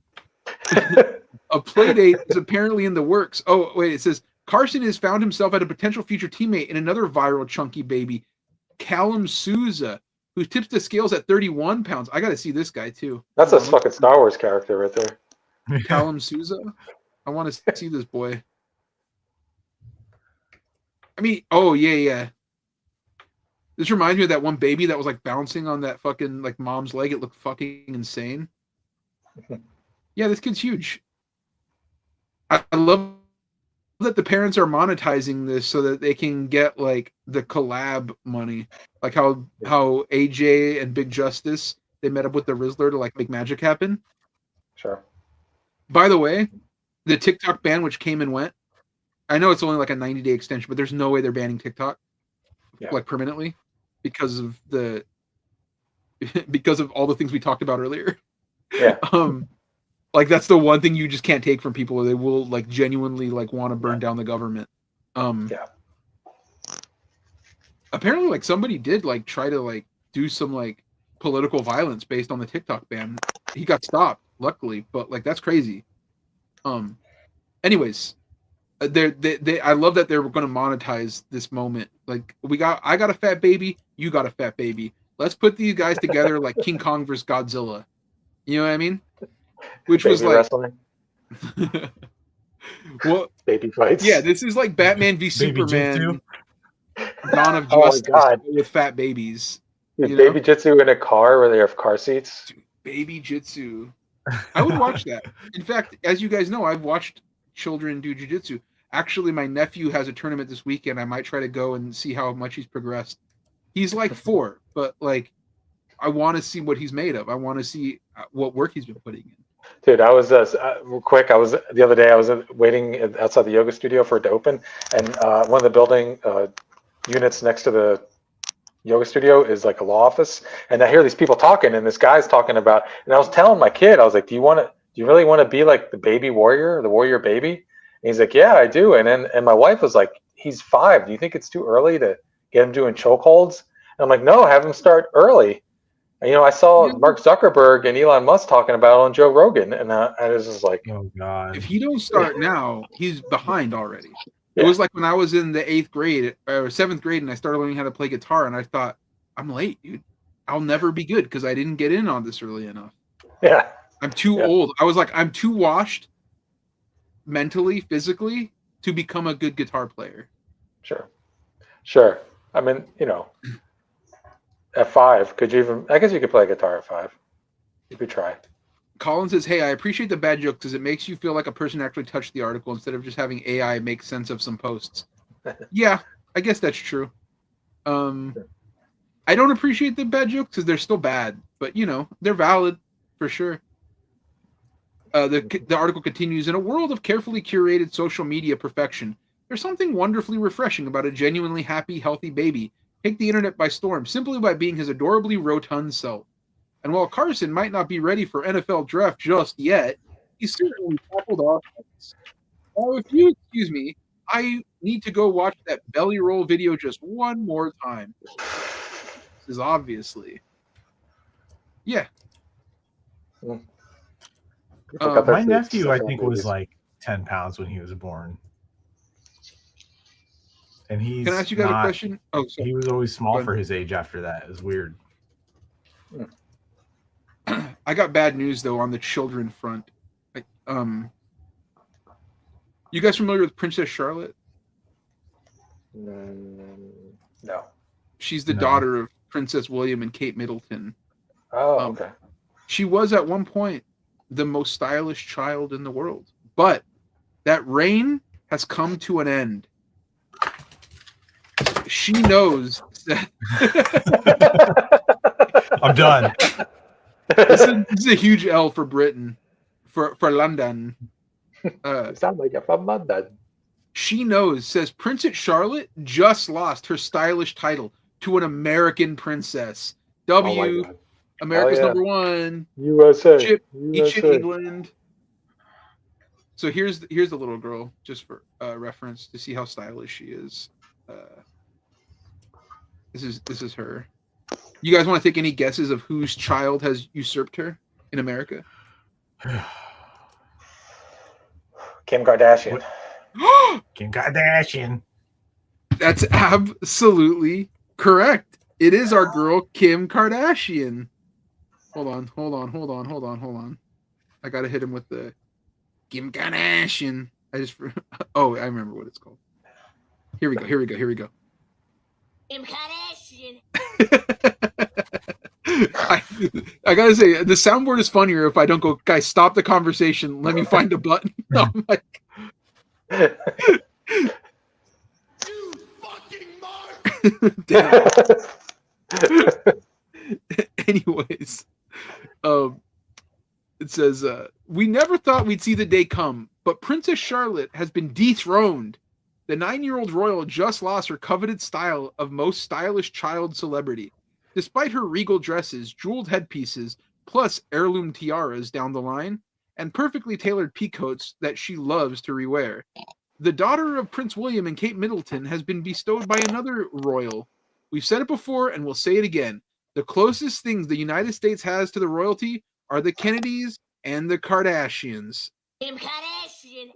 So it's only fitting that a member of one of these highly regarded, or should we say highly obsessed over, families is the one to steal the crown. Hello is reporting that based on a study that analyzed celebrity kids who generate the highest number of fashion-related Google searches. Jesus Imagine Christ. you go to school for statistics,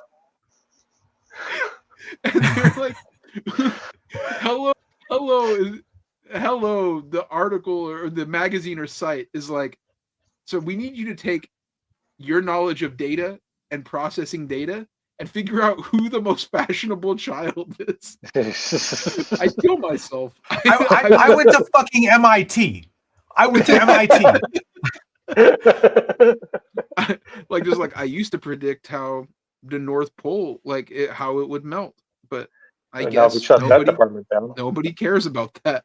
Yeah. I used to guess the migration patterns of different birds that were going extinct, but I guess nobody cares. Now I'll just find out which. I used to collate traffic data that was received from intersections across the country and tabulate that and figure out like where the most likely car accidents were going to occur, and then we would minimize loss of life by re-engineering those intersections with that data. And now I'm seeing who the most stylish child is. Now I'm looking at which child has the best stylist. Like, they're not dressing themselves. What the fuck matter? Yeah, that's got to be parents Googling it so they can dress their own kids, right? Like, gotta be. It's got to be. But like, do you think if you're think a when parent, Princess Catherine found out she was dethroned, she like summoned a peasant child to torture? Daddy, bring me a peasant boy. Daddy, I want to flog a poor. She did. She pulled like a King Joffrey and just shot somebody with a crossbow. How stylish! Tell me. Find me an Armenian to kill. I'll have my own little Armenian incident. Where shall I procure them from, Your Majesty? From the northwest.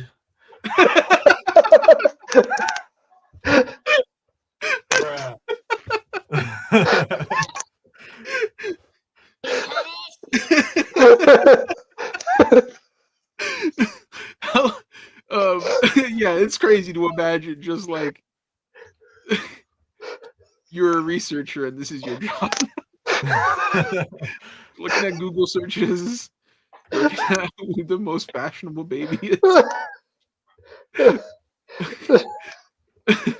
says they looked at which generated the highest fashion-related Google searches, the highest number of Google articles, and the highest engagement rates on social media. And Northwest, of course, you know, the daughter of Kim Kardashian. right. She is the horrible most name. Horrible name. Northwest. I like that name. You know what I think is kind of silly though, because like she's Kim with a K, he was Kanye. Why didn't they spell North with a silent K in front of it? That would have been Well, that tight. would have been cool. Yeah, that would have been awesome. They played North. themselves. North. Maybe they just didn't want that for her. They're like, I don't think that we don't want to put that on you. Think about though, like, I had something. It's you named after an airline, you know. It's just kind of yeah. But a great airline, one that's for the people. Maybe she will be too. Yeah. Maybe she will lead the proletariat uprising that we all. Oh, I know what I was going to say. It's better that Kanye named her after a direction other than like one of his other interests. You know, like I don't think like Adolpha West would have been the move. Yeah. You know, Ava Braun West. Ava Braun West, that could have been in her future. You know. Yeah. Thank God for our queen. Kim Kardashian. Luckily, she was there. Do you guys remember? Well, Tony, I didn't know you then, but did I know you, Ibrahim, when I was doing my Kim Kardashian studies? No. That was such a crazy time. Where like I had bought the book that Kim Kardashian put out of like her selfies.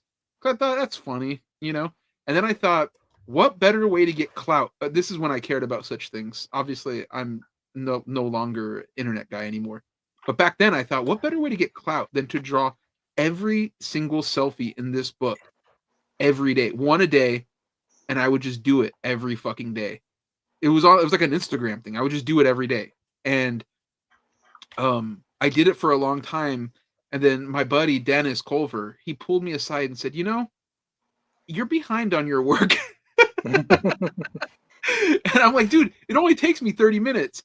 He goes, "Right, but you're behind on your work, and I don't think the editors give a fuck how long it takes you to do those things. Maybe don't draw Kim Kardashian. Maybe draw the X-Men, which is what you're getting paid to do." I said, "You know what, Dennis? That's a good point." Smart guy, Dennis.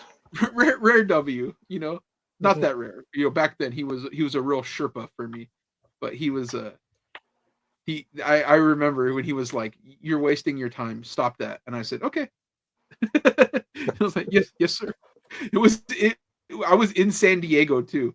We were at the Image like rooftop party, and like I was just chilling, and he pulled me aside and said, "Stop that," and I stopped doing it. But I always thought, if I do this for long enough, there's no way they can ignore it, because I would just look obsessive and weird, you know. And that, like, people love that, being obsessive and weird online. Yeah, they love weirdos. They do. And the funny thing about that kind of thing, it gets you nothing. Like it gives you literally know what I mean? nothing. It might get you like one exploitative gig, and that's it. You know. You know what it would have got me? An article on Why Entertainment. This artist is wasting all of his fucking time. Yeah, 3 assholes like us just making fun of you. Like, Yo, this guy fucking who does that? You know what though? My sister loved them. She was like, "Can I have them?" And I was like, "Yeah, go ahead."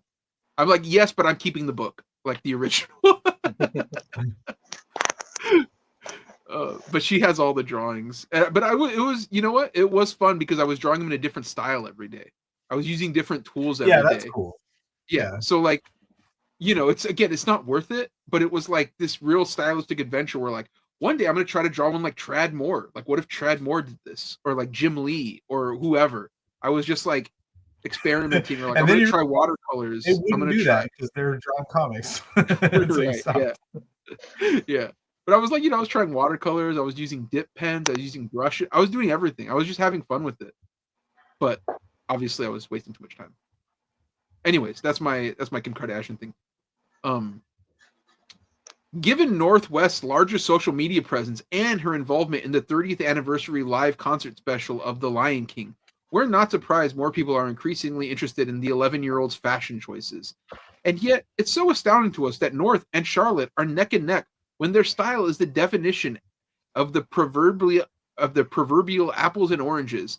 They both have beyond enviable closets, but Princess Charlotte's regalia at historic occasions and posh looks for more casual outings with her parents are practically the opposite end of the fashion spectrum from what North's designer streetwear. Yeah, because she's not the Princess of England.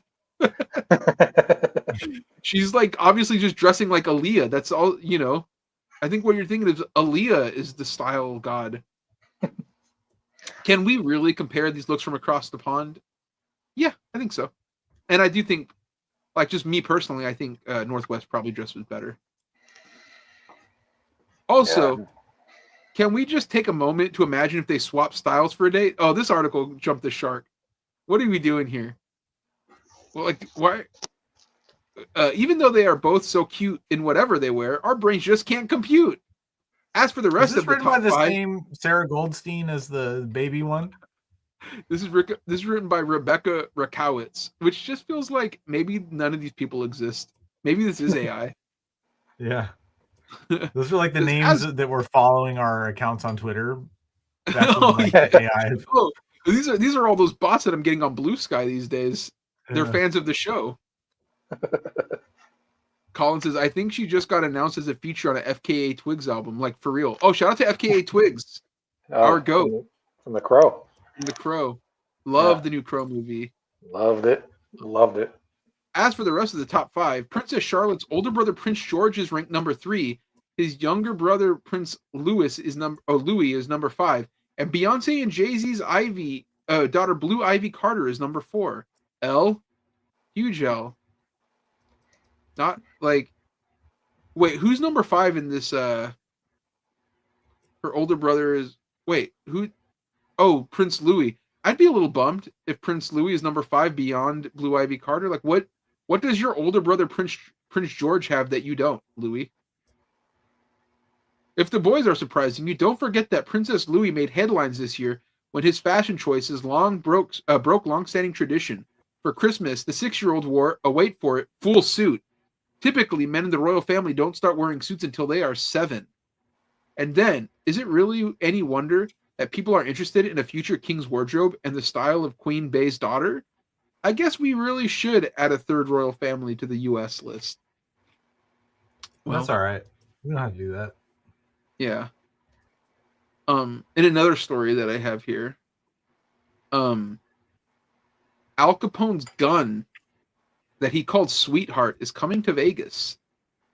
This is the gun here, which I think is kind of rad. I don't know if I would want to like go to Vegas to see it. And also, like, was Al Capone a shooter like that? I know he was in control of shit. But I assumed that he wasn't the hitter. You know what I mean? I haven't seen the movies about it. I watched a bunch of Boardwalk Empire, and it kind of it has an interesting take on him. I don't know how true to life it was, but they made it seem like he lied about being in the war, but was like down to like shoot people for clout. Yeah. Interesting. All I know about him is from the Untouchables movie when Bobby D plays him and he beats that guy with a baseball bat, which was sick. Las Vegas. It was on a school playground where she learned her last name carries weight. Then another girl pointed a finger at her and ordered the other kids to follow. "Let's go," the girl said. "That's a Capone." Diane Capone Pett is the granddaughter of Al Capone and one of the most infamous mobsters in American history, who was nicknamed Scarface for a slash that he got in a fight. His legacy in the public eye is marked by violence, prison time, and crime. His reign started in the 1920s over the Chicago outfit. Has inspired dozens of shows and movies, including the 1983 Scarface, starring Al Pacino. At home, Pett said Capone led a very different life. He was not one-dimensional. He was a man of many faucets, Pett told the Associated Press. He seemed to have the capacity to be quite ruthless and aggressive. And on the other hand, she said, this was also a man who was incredibly loving and loyal to family and friends. A rare glimpse into the part of Capone's life will be on display for the public in a new exhibit, The First Public Enemy, opening Wednesday at the Mob Museum in downtown Las Vegas. For the first time, the public can get an up-close look at Capone's favorite personal weapon and short home movie shot by the mob boss himself in 1928. Like, yeah, I don't know who, like, cares about this. Like, I feel like Capone lore is, like, it's like, it has no motion anymore. Yeah. I think, if this were 20 years ago, the rap world would have been ablaze with the discussion of, Yeah, you know, remember when it was like everything was Gotti and Capone and, yeah, you know. Mhm. And even that was maybe like older than 10 years, maybe like 20 years ago. Yeah, because it's like 2025. Isn't that what I said? Oh, did you say 20? I thought you said 10. Yeah. It doesn't matter. The point is, yeah. Back then. Because now rappers don't even care about being like gangsters. They just want to be like on drugs, you know? Yeah, back then it was all about like emulating organized crime, Murder Inc., all that stuff. Yeah. Everybody was young Gotti Geach, Goon, fucking, you know. By the way, speaking of goon, isn't it fucked up how that name has like that word has been completely like the meaning is completely changed? Yeah, it used to I be just a learned hockey what food. it means Last 2 night. nights ago. Yeah. Parse is so terrible. Yeah, so like the reason why it affects me personally is my like family nickname is Goon or Goonie, Goonbird, Goondog. This is what I've been called my whole life. Because my sister couldn't pronounce my name, so she just called me Goonie. So like my whole life, it's kind of like at one point it was kind of like that's kind of a tough name, you know? And now it's like, no, you just like to jack off. And I don't like that. It's very annoying. Yeah, you just got to own it, man. You just got to Can't own even it. describe my friend group as the Goons anymore. Yeah. It's very unfortunate. It's a shame what they're doing to my legacy. It's like It's terrible. You see what they're doing to the Goons? Yeah, the Goon Squad is in shambles. That whole movie, The Goonies, is now completely perverted and disgusting. Yeah, that's fucked up. Think about it. Colin says high school history essay writing. Yeah, this one that we're reading kind of is.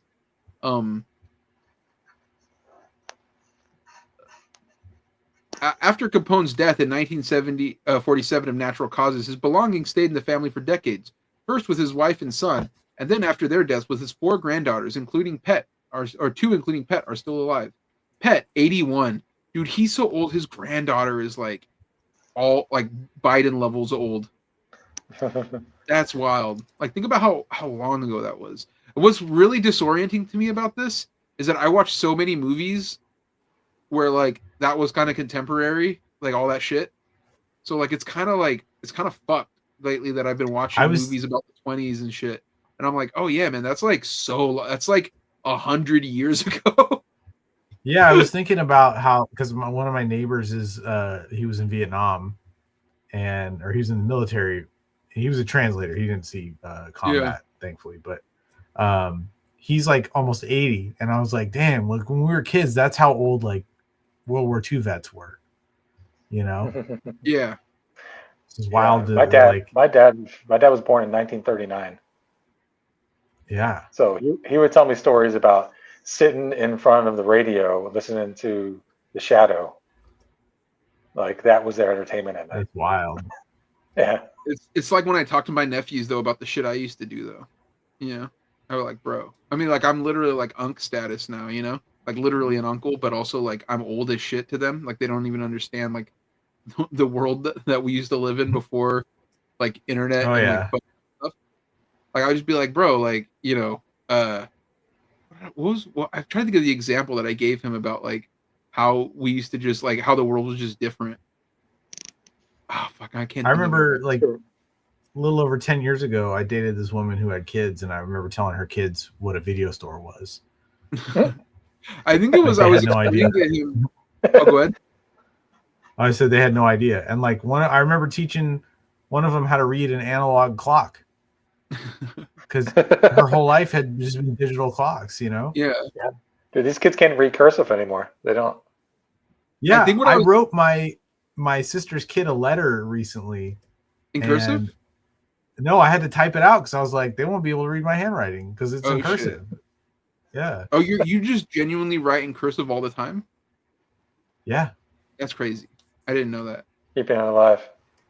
You don't, Tony, do you? Do you write? No. Yeah, I Sometimes write. I do, but mostly I write regular. Yeah, I either write in all caps or cursive. Never really in between. You don't use lowercase?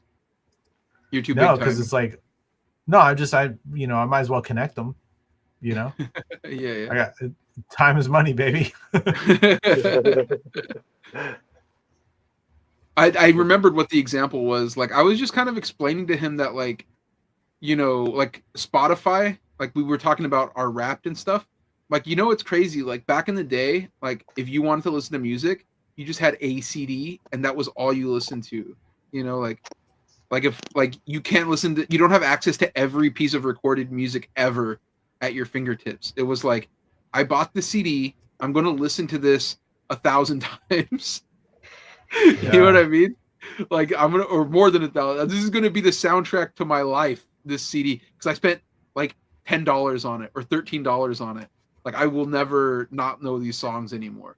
Like I was thinking about it too when I was in the store the other day, and I was listening to a podcast, and they started like singing the words of like Smash Mouth's All Star, and I was like, yeah, I know all the words to this song, and I was thinking about how like Ibrahim, you're so good about knowing the words to like rap songs. You are too, Tony, right? Like you kind of know a lot of the bars and stuff. Some I'm of them pretty- older ones. I'm pretty bad at it, but if there's a bad song, I know so many words of it. Like there are some horrible songs where I'm like, yeah, I could recite every word of like Smash Mouth All Star or like the Papa Roach song "She Loves Me Not," which I think has one of the worst verses ever. I know all of that. I know some Slipknot songs that are pretty horribly written. But like when it comes to good songs, I'm like, I don't know what they said. Like my mind can't comprehend beauty, but I'm like, if it's something stupid, I'll it's like the fucking, it's like Capone's vault. It's there empty. forever. Jason in the chat says that Blink-182 album behind you does have Gooner vibes. Oh man, that's fucked up. That is a good song. And you know what? All the small things, I know every word on that motherfucker, dude. My boy Mark says we had a rotary phone when I was a kid. Yeah, We me did too. We Yeah. also had a black and white TV when I was a kid, but not because I'm old enough. Like we didn't have color TVs. I just grew up poor. Yeah. You had the little We didn't have a knob in rotary the phone in center. my house when my great grandparents did, and I remember like I loved like, can I dial? I want to do the thing, you know. Did you have the TV where it had like the secondary dial or the UHF, UHF? VHF. Yeah. Yeah, and we only when I was growing up, we didn't have cable for most of my childhood until like I was in high school. Then when I wasn't living there, my parents had got like satellite, so we went from like nothing to everything real quick, you know. Mhm. But we only, and you know, we did have it for a little bit when I was in like 7th, 8th grade, but I wasn't allowed to watch that TV. We had a TV in our room, which was like a small shitty TV, and it just had like the 5 channels, you know. So you can kind of define your personality by like what TV channel you watch. Like I was into Fox 40. I was a little edgy, you know what I mean? I liked that 70s show. That's who I was. Sure.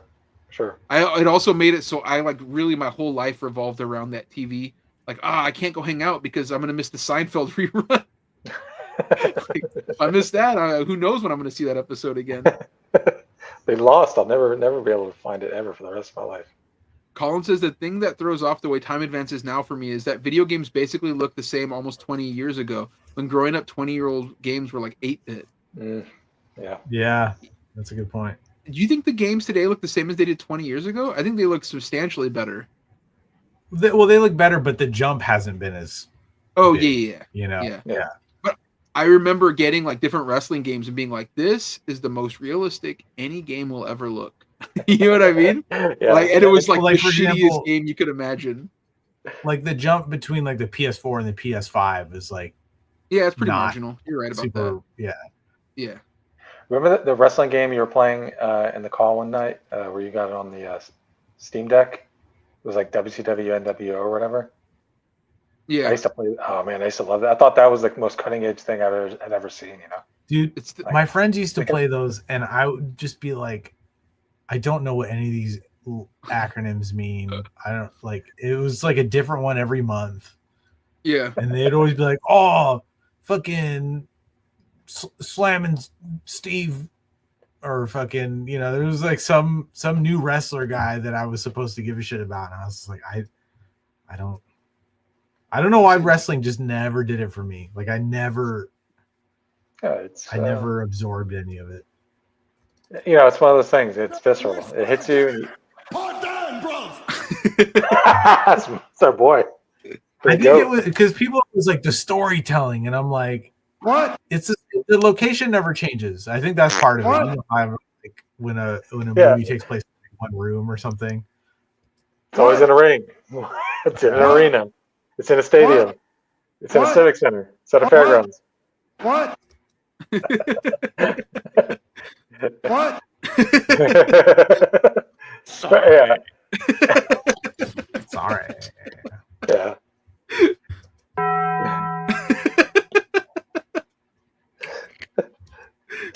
Anyways, Shut up, bitch. The best one. Colin says I've been playing some 360 era games on my Steam Deck, and I can often barely tell what that they're that old. Like I was playing modded New Vegas, and it looks barely worse than a lot of shit today. Okay. I was gonna bring up the 360 actually because I'll go back and play games on mine sometimes.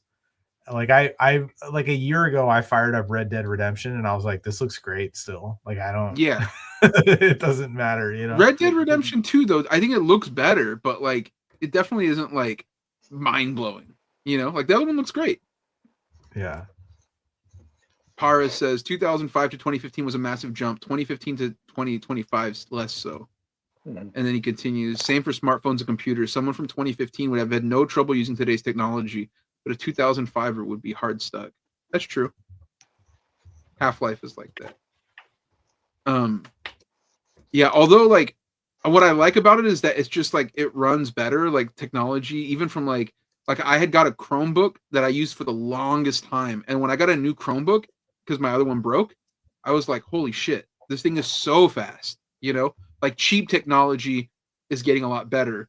And I think top end technology is too, but like, you know, it's more efficiently run, but like I guess the software probably isn't as good. But anyways, about Al Capone. He was a bitch. Fuck Al Capone, that bitch. Yeah, he was ass, dude.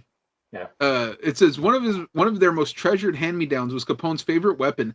That's a little, by the way, that's a little fucked up. That, like, I get that that's your grandpa, but he was a piece of shit, and he killed a lot of people with this gun. It said he called her, we refer to it as his sweetheart. It's like, okay, well, your dad was a piece of shit, and he died of like gonorrhea or whatever, right? Yeah, syphilis. And, Syphilis. L. In a family lore, the pistol has taken on its own identity as a faithful companion to Capone, credited with saving the mobster more than once. Yeah, but he was a bad guy. I guess that's like no matter who you are, like if somebody you know, they were the good guy in that story, right? Yeah. Like it doesn't matter if your dad was literally like Al Capone.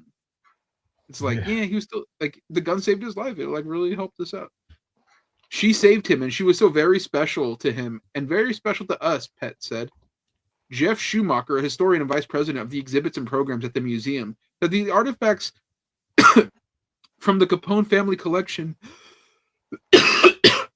are one of a kind. So, I'm fucking choking. Hold on a second. Take 5. Take a sip. Yeah, that fucking Tom Hardy Al Capone movie was pretty fucking silly. We should probably watch it one night. I didn't realize Yeah, he did well- one.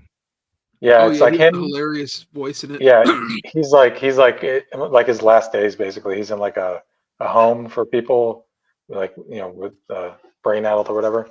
He's like losing his mind because of syphilis, and he's shitting himself and pissing himself and having hallucinations. And it's Tom Hardy doing a fucking crazy voice for like 2 hours. I'm down. Yeah, I'm hella down. This says Very that dreamlike. the short film they filmed is him on a boat with Lucky Luciano and Frank Costello. Pet was 3 when her grandfather died, but some of her earliest memories are with her papa. Their January birthdays, she was literally like her grandpa was like Marlon Brando in Godfather with like the orange slice in his mouth. That was you a second ago. Dude, yeah, it was. You know what's fucked up is I saw before Godfather, I saw that Leslie Nielsen mafia movie. Is it just called Mafia? Yeah, I know what you're talking about. You never seen it?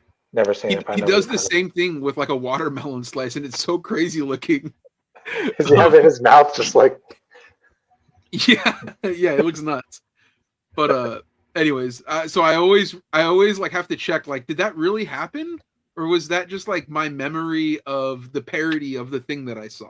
You know, Yeah. the same thing happens with me in Scream and Scary Movie.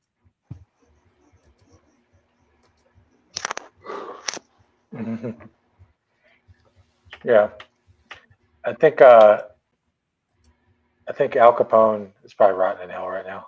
All the Capone curse is getting Ramon for talking shit. Dude, it's fucking me up, dude. I think Capone legit, Ghost Capone is trying to fuck me over for laughing at him. Ghost Capone sounds like a rapper from the 2000s. It sounds like a Wu-Tang Clan member. I like my gangsters not to get popped for tax evasion. I don't know. I like the ones that don't die of syphilis. Pet kissed John Gotti? the mobster's cheek. Capone said, "I love you, baby girl." And that was the last thing he said to me, Pet said. Okay. I got syphilis from that kiss. Do we want to do one more story, or should we start talking about football? Just real quick. There's only 2 games this week, so it's not. We don't have to take that long. Yeah, I do have a Cujo and Old Yeller. Okay, well, let's talk about football then. The last story was about like a robot and like, who cares? Oh, he walks. Okay, who cares? You know what? I'll No keep big this up. deal. You fucking walk miles every day. I walk. Tony walks. Who gives a shit? Yeah, Look at him. fuck He that don't guy. even walk Well. as good as I do. He's No. walking like a loser, dude. He He's walks got like fucking one of those holding kids shit. who's like, who always like wears like sweatpants and like big ass white sneakers in school, and you're always like, is that kid okay? He walks like Forrest Gump with the braces, dog. You gotta take a shit or something? What's going on? This says Walking Gates got swag, but we need to find these robots to go. We need these robots to go firefighting as soon as possible. Yeah. Like the thing I don't get about robots is, why do they have to look like humans? Like, they would just be. The human body is not the most efficient, like, organism. Like, the structure. Like, humans should not be walking upright, anyways.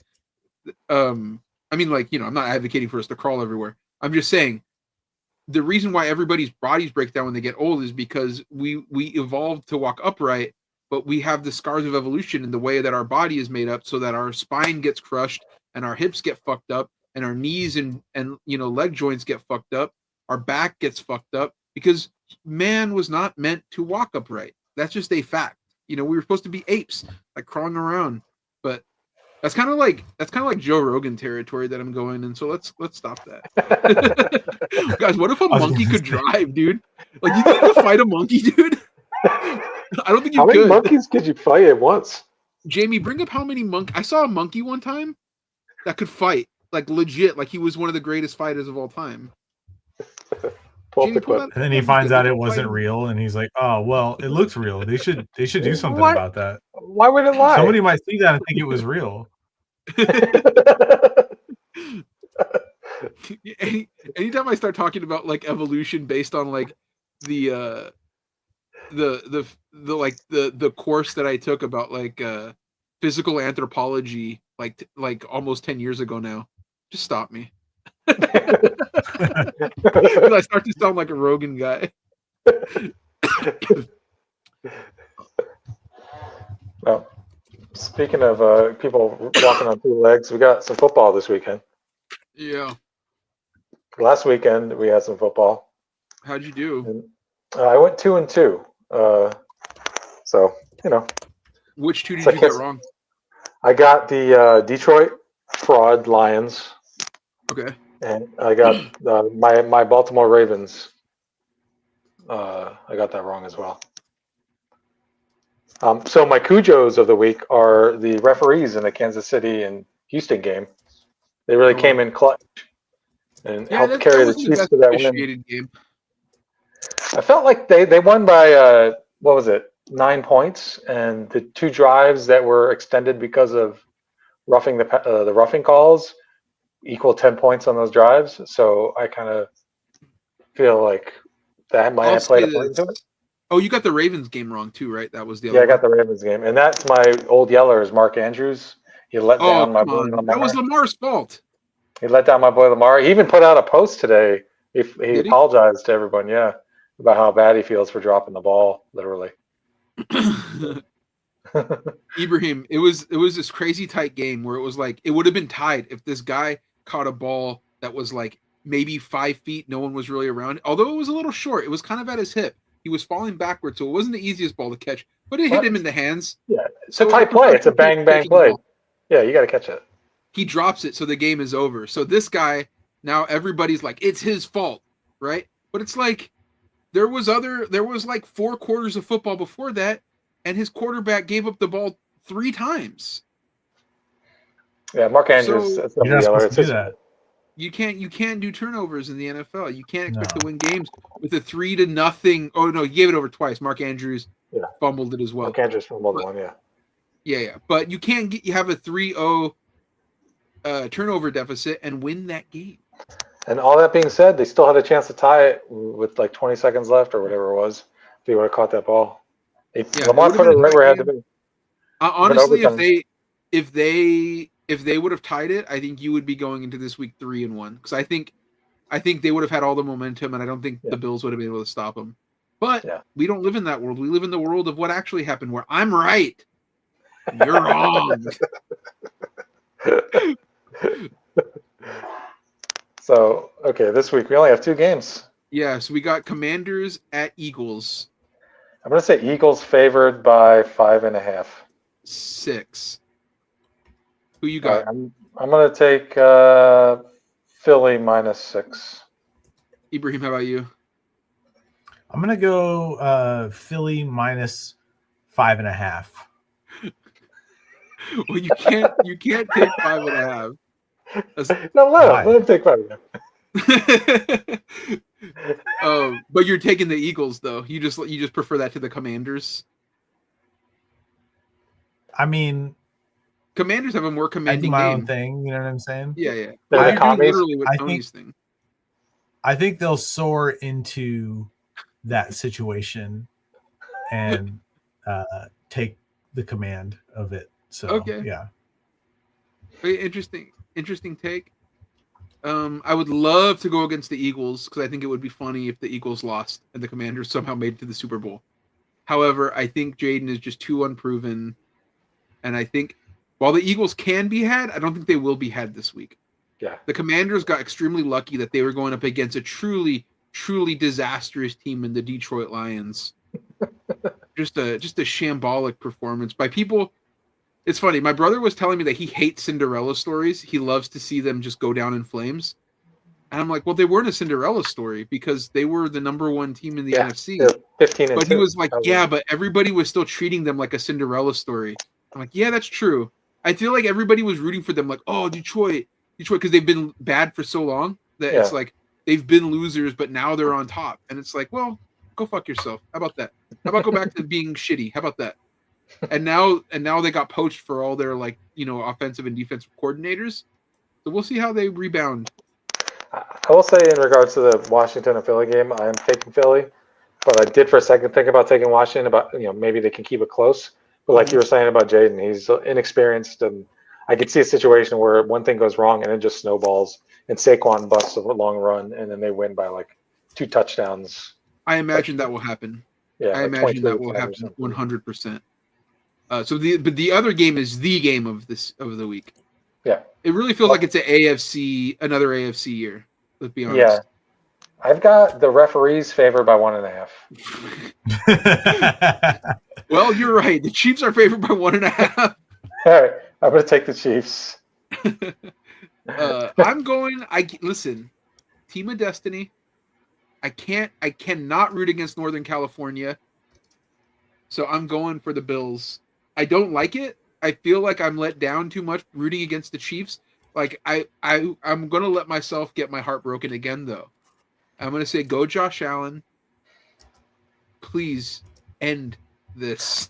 I hope. I hate the Bills.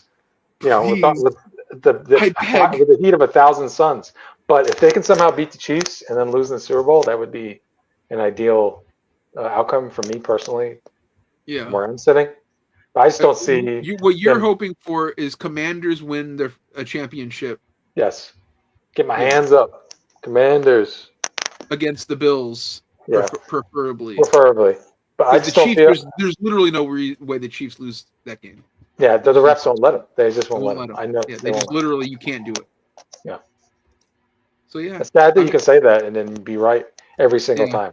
I saw an article where Mahomes said that. I don't think we get favorable referee calls. That was my. I don't think we get favorable calls, man. Yeah, man, we don't get favorable calls.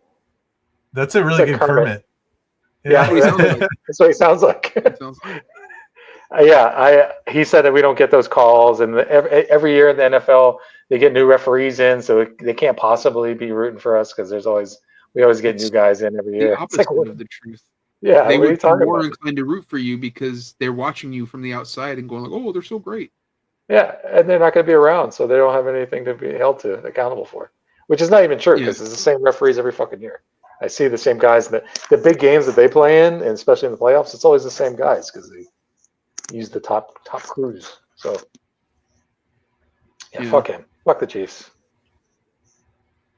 but they're going to win. Well, that was our football corner. Although like I said, real football. My Manchester United Red Devils won today, and that's what matters the most to me. Bruno Fernandes, masterclass on the pitch, baby. Oi. So I think we could, we're winding down towards the end of the show here. Do you guys want to start like getting some plugs in, telling people where to follow you?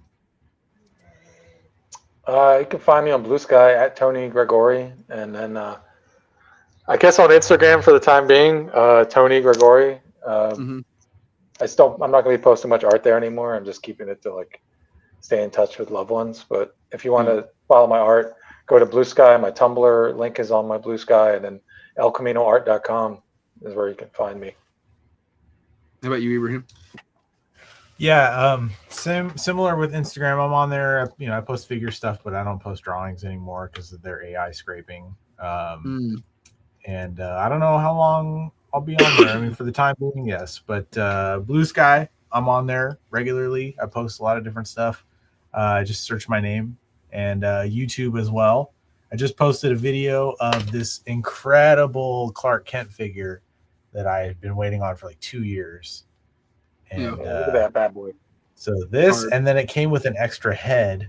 So that was the thing I was most excited about because I put it on this other custom Superman I have. And now I have what I think is the perfect Superman action figure. So I'm very stoked about that, and I just put up a video on it. So yeah, check that out. I had a pretty bad typo in the thumbnail, so I had to change the video thumbnail out this morning, first thing. But yeah, YouTube is a fun spot for me, and I enjoy chatting with people on there in the comments and stuff. So holler at your boy. You can follow me on literally everywhere still. I haven't really left anywhere because, I feel like a little bit like if I'm on Twitter, like it's just like Twitter loses money every year, right? And part of that is because of server stuff. I don't like just being on there and not posting is kind of funny to me. Plus, like, what if Elon loses it? I'll get it back. But I'll go back or whatever. But I'm not really on there. I'm posting a little bit less on Blue Sky these days too. I'm posting less everywhere, but I am everywhere. So if you want to follow somebody who doesn't really do all that much, you can find me in all the places at Ramon Villalobos. But if you like this show and you want to support the show, you can go to my Patreon. I think it's patreon.com/MexFlintalo. I want to look into maybe changing it to New Cool Meat because it's not just the name of this podcast. It's the name of my zine. Although it's called Cancel Pig, it's called New Cool Meat Cancel Pig. So like I want to do more of this stuff. I got more in the works, and I'm trying to think of how I can put this out, like new stories. Maybe before I collect them into the zine, I may start trying to drop them on the website or on the Patreon along with new stuff for this show. I honestly feel like the first 10 episodes of this, it was like a trial and error. We were trying to figure out what the show is going to be. We're 10 episodes in now, and like I opened the show with it, I feel like we kind of know. So I kind of want to maybe start trying to expand it a little more, like use some of my time to try to figure out how to like, maybe clip parts of the show to put on, YouTube segments and package it differently so that maybe if you don't want to watch the whole show, you can just watch the little clip, and then ideally expand with that, do more stuff. I've been talking about with Ibrahim about maybe doing like video essays that I would put on the thing. So like, the YouTube channel, which you're already watching if you're watching this, but hopefully soon I want to make the audio component part of it as well. And we got big plans 2025. This I want to try to build this up a bit. The New Cool Meat brand in general, this podcast, the fucking zine, everything. So thank you guys very much. Like and subscribe. Hit the bell notification down below. All that YouTube shit. You know what I mean? Thank you very much again for your support, and we'll talk to you next week. Good night. All right.